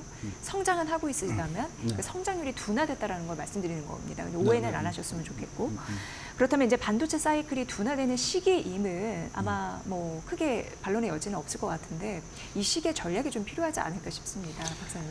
예, 주식 전략에 대해서는 제가 또 잘 말씀 못 드리는 부분이 있지만은 지금 우리 앵커께서 말씀하신 대로 이익 증가가 결국은 매출 증가에 영향을 받을 건데 최근에 나온 가트너 전망에 따르면 올해 매출 증가율이 글로벌 반도체 시장이 약 한 19% 정도 되는데 내년도에는 14% 정도로 둔화된다고 합니다. 그리고 그 와중에도 사실 반도체가 종류가 많잖아요. 그렇지만 내년도에는 뭐 지금 우리 하이닉스 쪽에서 개발하고 있는 HBM에 대한 수요는 굉장히 좋을 거로 보이고 있어요. 그렇지만 레가시 반도체의 수요는 여러 가지 뭐 AI든지 자동차 이런 부분에서의 수요가 줄 수가 있어서 부진한 부분은 있지만은 이런 상황에서 우리가 계속 이익 증가율 둔화가 예상되는 반도체 부분에 있기보다는 다른 부분으로 일부 뭐 보도된 부분도 있지만 최근에 네이버 쪽에서 굉장히 뭐 영업이익이나 매출이 크게 늘었다고 하잖아요. 그리고 뿐만 아니라 최근 곽광을 받고 있는 그 방산 부분 이런 부분에 대한 투자 포트폴리오를 확대하는 것도 어떻게 보면 우리가 한번 생각해 봐야 되는 그런 투자 방법이라고 생각해 볼 수 있을 것 같습니다. 네. 오늘은 이제 방산주가 일부 밀리긴 하지만 역시 방산 국가이기 때문에 강국이기 때문에 일정 부분 그 수출에 대한 성과는 지속되지 않을까 이런 생각을 하고 증권사에서도 그거를 좀 긍정적으로 바라보고 있어서 K 방산의 힘이 좀 이어지지 않을까 이런 생각도 해보게 됐고요. 네, 그리고 이제 연초 이후 정부가 밸류 프로그램을 굉장히 신경 썼단 말이죠. 현재까지의 성과는 어떻다고 보시는지요? 밸류업 지수의 최근 성과가 뭐 우리 일본 지수보다는 좀 좋지만은 여전히 마이너스 성장을 한 거로 나타나고 있습니다. 그렇죠? 기대에 약간 못 미치는 경우다. 그래서 우리 전반적인 지표들 주식 지수가 마이너스 6%, 7% 되지만은 뭐 밸류업 지수는 마이너스 5%대 후반이다. 그래서 상대적으로 좋다고는 하지만은 만족스럽지 못한 건 맞죠. 그래서 이 부분에 대해서는 사실 정부가 밸류업 프로그램을 가동할 때 여러 가지 약속했던 뭐 법인세라든지 세제 완화 이런 부분들을 국회에서 빨리 처리해 줄 필요도 있고요. 이런 어떤 정부의 어떤 노력보다도 또 우리 기업들이 밸류업의 그 진정한 그 의미대로 가버넌스를 개선한다든지 또 주식 배당을 많이 늘린다든지 이런 노력들을 좀 더 가열차게 해야 할 필요가 있지 않나 이렇게 생각이 듭니다. 그래야만 지금 우리가 국장이라고 얘기되는 우리 국내 주식시장으로 또 우리 국내 투자자들이 돌아올 수 있는 계기가 될 수 있어서 이런 부분도 필요하고요. 앞에서 말씀드렸던 것처럼 시장 자체가 어려운 거는 한국 경제의 펀더멘탈을 반영하는 거거든요. 그래서 그런 면에서 본다 그러면 우리 펀더멘탈을 개선을 하려면 외수, 수출 부분보다도 정부 정책을 통해서 내수를 강화시킬 수 있어요. 그래서 정부의 경기 부양 노력도 분명히 밸류 프로그램 이외에 필요한 그런 상황이다. 이렇게 보고 있습니다. 네. 저희가 이제 한국 경제 이슈를 살펴봤습니다. 이게 시장에도 영향을 미칠 중요한 요소이기 때문에 꼼꼼히 좀 점검하시길 바라겠고요. 매크로적인 흐름을 잘 짚어내야지 결국 투자 전략을 이어지기 때문에 세심한 전략이 좀 필요한 때가 아닐까 싶습니다. 자, 오늘 이코노미톡 함께했습니다. KB국민은행 장재철 박사의 분석으로 들으셨습니다. 박사님 고맙습니다. 잘 들었습니다. 고맙습니다. 네, 결국 2,530선이 좀 이탈이 됐고요. 오늘 환율이 1,405원까지 올라가다 보니까 좀 영향을 받습니다. 외국인 수급은 매도세로 좀 돌아선 상황이고요. 오늘 전반적으로 좀 분위기는 좀 답답하다 이런 게 느껴집니다. 저희가 마켓나우 2부에서 조금 더 자세한 오전장 전략 세부적으로 말씀드릴 테니까 채널 고정해 주시고 저는 잠시 후에 뵙도록 하겠습니다.